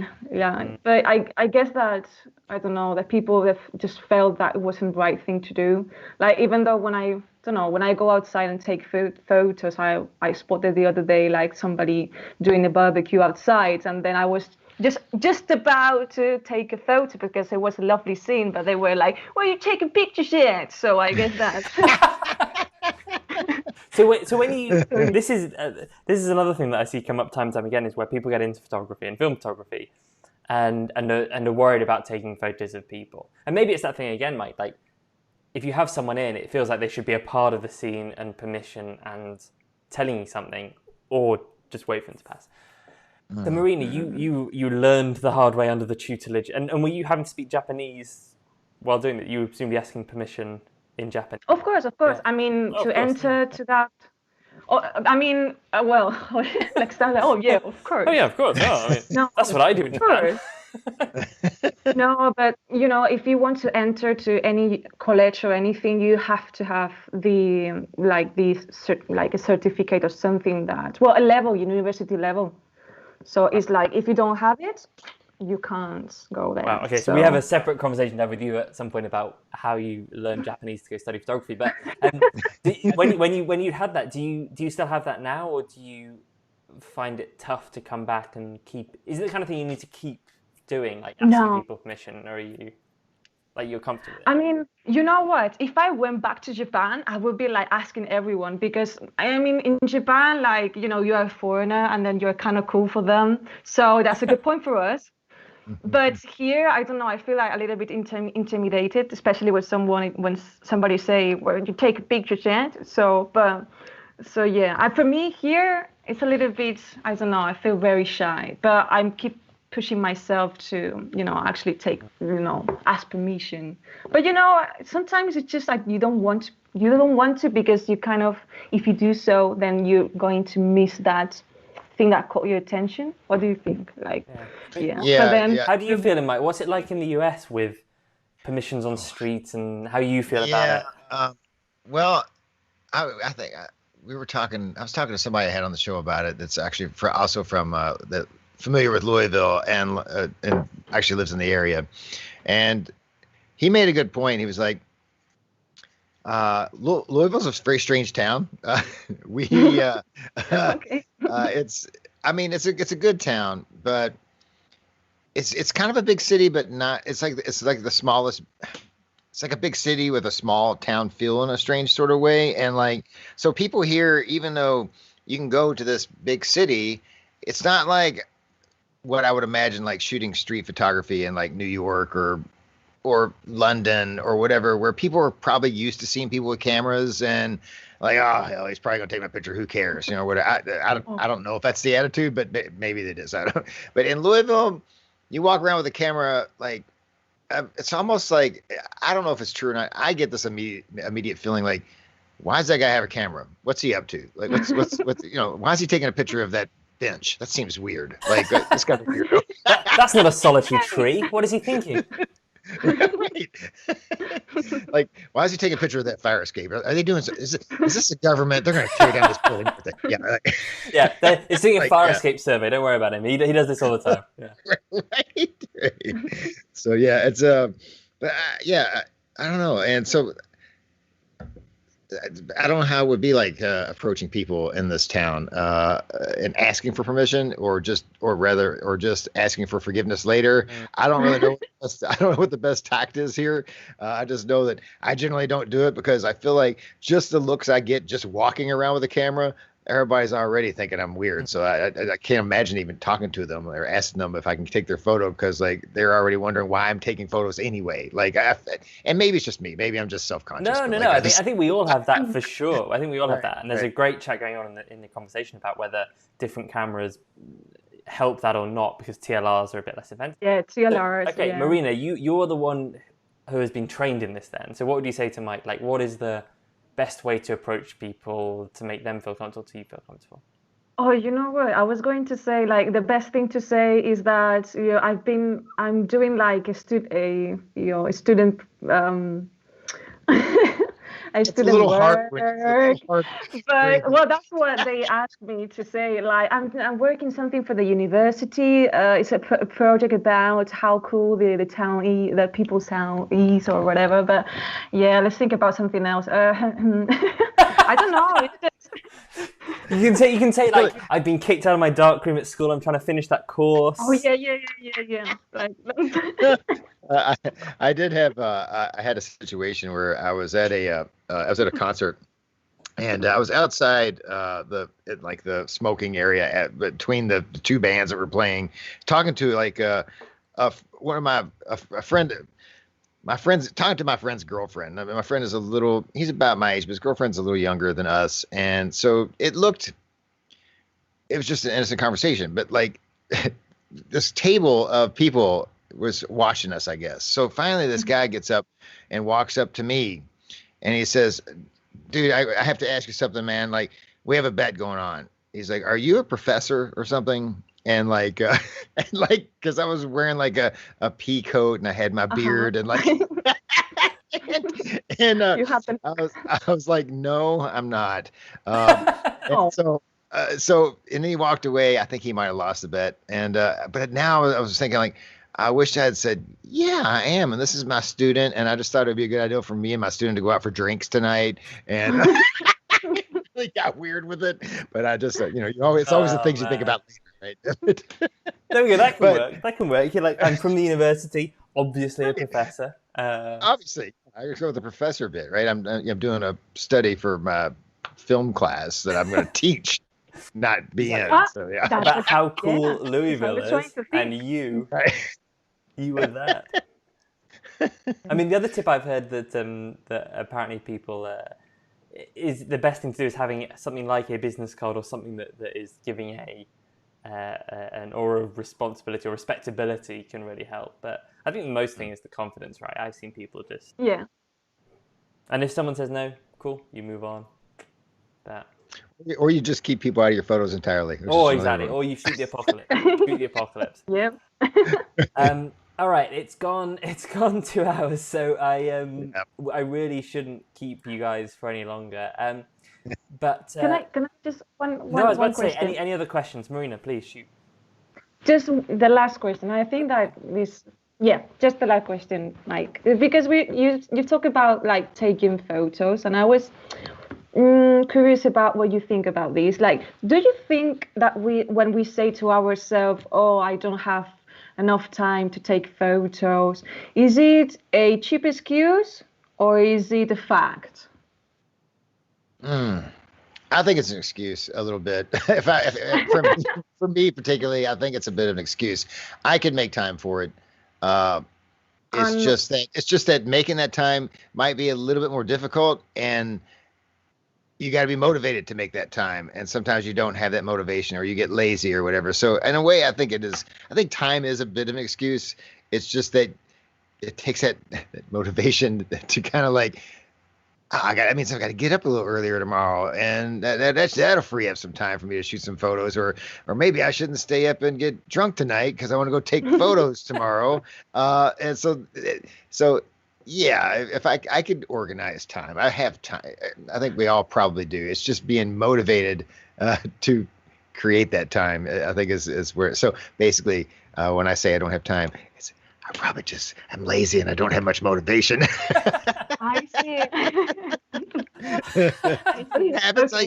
And honestly, I don't let myself feel guilt about like I haven't shot much photography lately, and I'm not gonna let myself feel guilty about it. I am doing other things. I'm making music. I'm doing other creative outlets, but I try not to let myself ever feel guilt about any of my passions, because these are things that are supposed to bring you joy, and you're supposed to get, these are things that are supposed to be therapeutic for you, or like just be a release for you.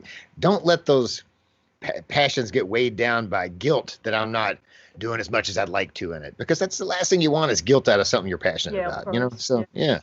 No, it's interesting because I've definitely felt that recently, that I haven't taken as many photos or as many different photos as I'd like. But one of the things I've always enjoyed about photography is it didn't have the same deadlines or expectations that so much of my work and life had.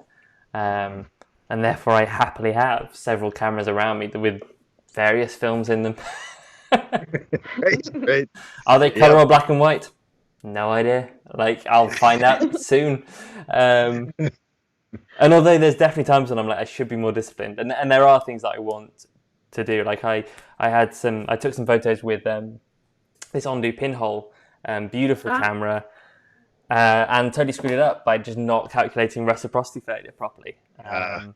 Which is a basic error, and that's fine. But I'm like, that camera deserves now me to take those learnings and take some proper photos. But Mike, do you have any camera nearby you?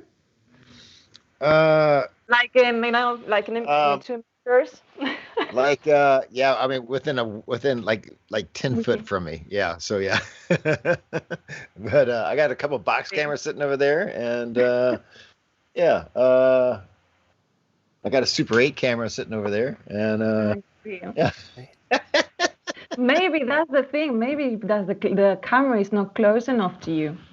Well, actually, this is probably one of the few times you could have asked that, and I wouldn't have had a camera here, because normally I have some sitting all around me, and you caught me. Like I actually don't. It's very strange. I did a little tidying up. A little tight. You can't tell, but I did a little tidying up. No worries. Case closed.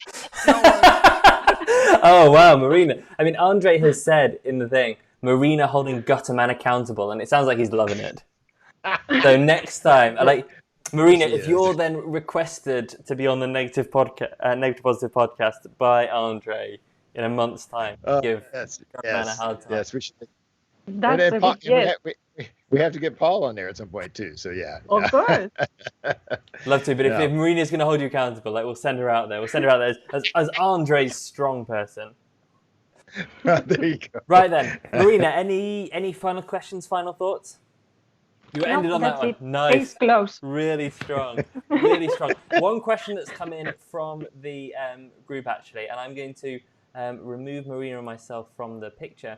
Can we have a very brief tour of the Gutterman cave? We've heard so much. Oh, wow. Just talk us through what you have here. I think this is a wonderful way to end. Okay. All right. So I wonder if I can pick this up and make this happen. Let's see. This is all kinds of junk. Oh, wow. Yeah, I see that's junk. Yeah. You see right over there is the beer fridge that holds the film and the beer. Let's see. Important. Gosh, it's mostly like a bunch of music equipment sitting around all over the place right now. This is where you do your podcasting from. Yes. All right. So when you say live from the Gutterman cave, this is it. Right here, sitting in this seat, sitting in my battered bar stool, because this bench, when I first started podcasting, this bench was a little too high, and so I had this chair, and I was kind of like It's kind of like way too low. So I got this bar stool. It gets me up a little higher. So because this workbench is kind of high here, but microphone, my battered, taped together, zip tied headphones, and yeah, it's pretty much. I know I couldn't really show you. Well, I'm actually more embarrassed to show you any more than what I just showed you, because it's kind of it's a garage, man. Like the Gutterman cave. I like this. It sounds glorious and all, but it's just a garage, you know. No, but you're talking to a UK audience where that kind of space for beer fridge, film fridge, dark. We don't have that much around here. Like, in fact, Rachel said specifically, I forget how big US houses are. Yeah. We've also had a brilliant conversation. Bigger than my house. Yeah. Yeah, exactly. I've lived in flats in London that are less than half that size with other people. Yes. Well, this is what's considered in America. This would be called a 2.5 car garage. So you could get 2.5 cars in here, supposedly. But half car. Okay. How many people have half a car? Yeah. How you driving?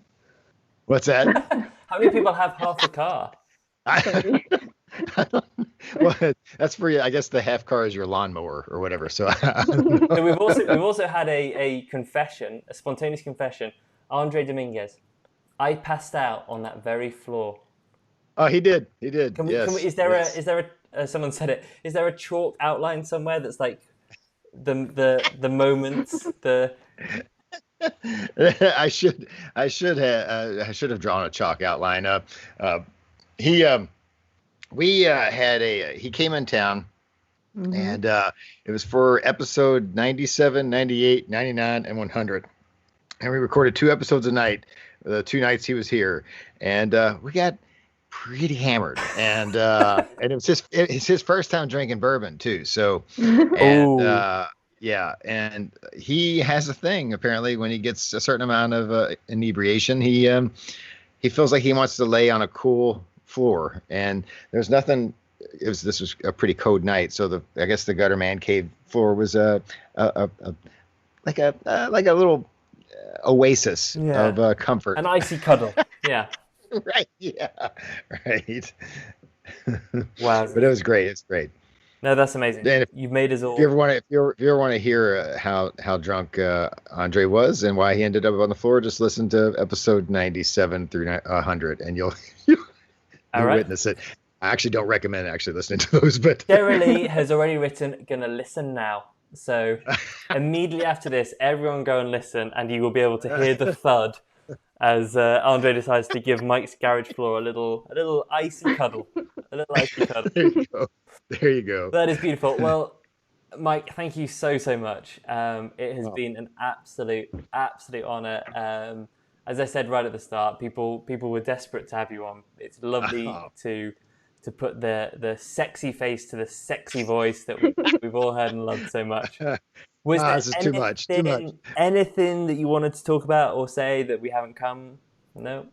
I want to thank you guys. I mean, honestly, it's an honor to have been asked to be on this, and just thank you all so much. It's been a real blast, and I just really appreciate it. This has been it's been great. Like, and I love this this community. It has been amazing, and everybody knows it. And and the support that we've gotten on our show, and I'm sure you guys get. It's just it's an amazing thing, and I just want to thank everybody that listens and pays attention to what we all do to try to spread the gospel of film photography. So yeah. Amen to that. So if anyone has not subliminally picked up already known, Mike is Negative Positives host. You can find that on all good podcasts catchers. Yeah. Platforms. Yeah. There we go. That's the word. There you go. Yeah. And then for your work as well. So you mentioned you have a couple of Instagrams, as in fact I found out when I tagged the wrong one. So the one for people to see the photos. The one for everybody to check out on Instagram would be Gutterman photo. Gutterman photo. I had to think about it myself. A lot of people start following me on my personal account, which is like Gutterman Mike, I think it is, and they probably wonder like, why does he have a photography podcast? Because these are just like phone shots of his family and stuff or whatever. There's some photography on there, but the actual real like artsy fartsy photography or whatever is on Gutterman Photo. So Gutterman Photos for the arts, Gutterman Mike for random snapshots of his family. No judgment. The podcast is obviously absolutely fantastic. Feel free to start from the beginning and just work your way through. Enjoy Drunken Andre. don't do that. Don't do that. Amazing. And also, please, if you have a Facebook account, join the Negative Positives Facebook group, because honestly, I mean, in fact, someone said this on Tuesday, I think, Marina, like, it's the only reason they log on to Facebook now is that Facebook group, because they can guarantee film photography chat and none of the bullshit that Facebook groups often come with. So thank you so much, Mike. Thanks so much for your time. You, Mike. We're going to stop recording now. We're going to carry on talking and drinking whiskey as a sort of a director's cut edition, the three of us. Team, thank you everyone who's logged in, who has watched, who has written questions beforehand, who has commented, who has joined in the conversation. It is absolutely amazing. Next week, we're super excited because Revelogue Film are joining us, Hannah and Michael. It's the 10th birthday of Revelogue Films. Incredibly, they've been creating creative films, the pre-exposed and tinted films for 10 years. So we're going to be joined by them to talk about that. And on that note, goodbye, thank you so much, and see you next time.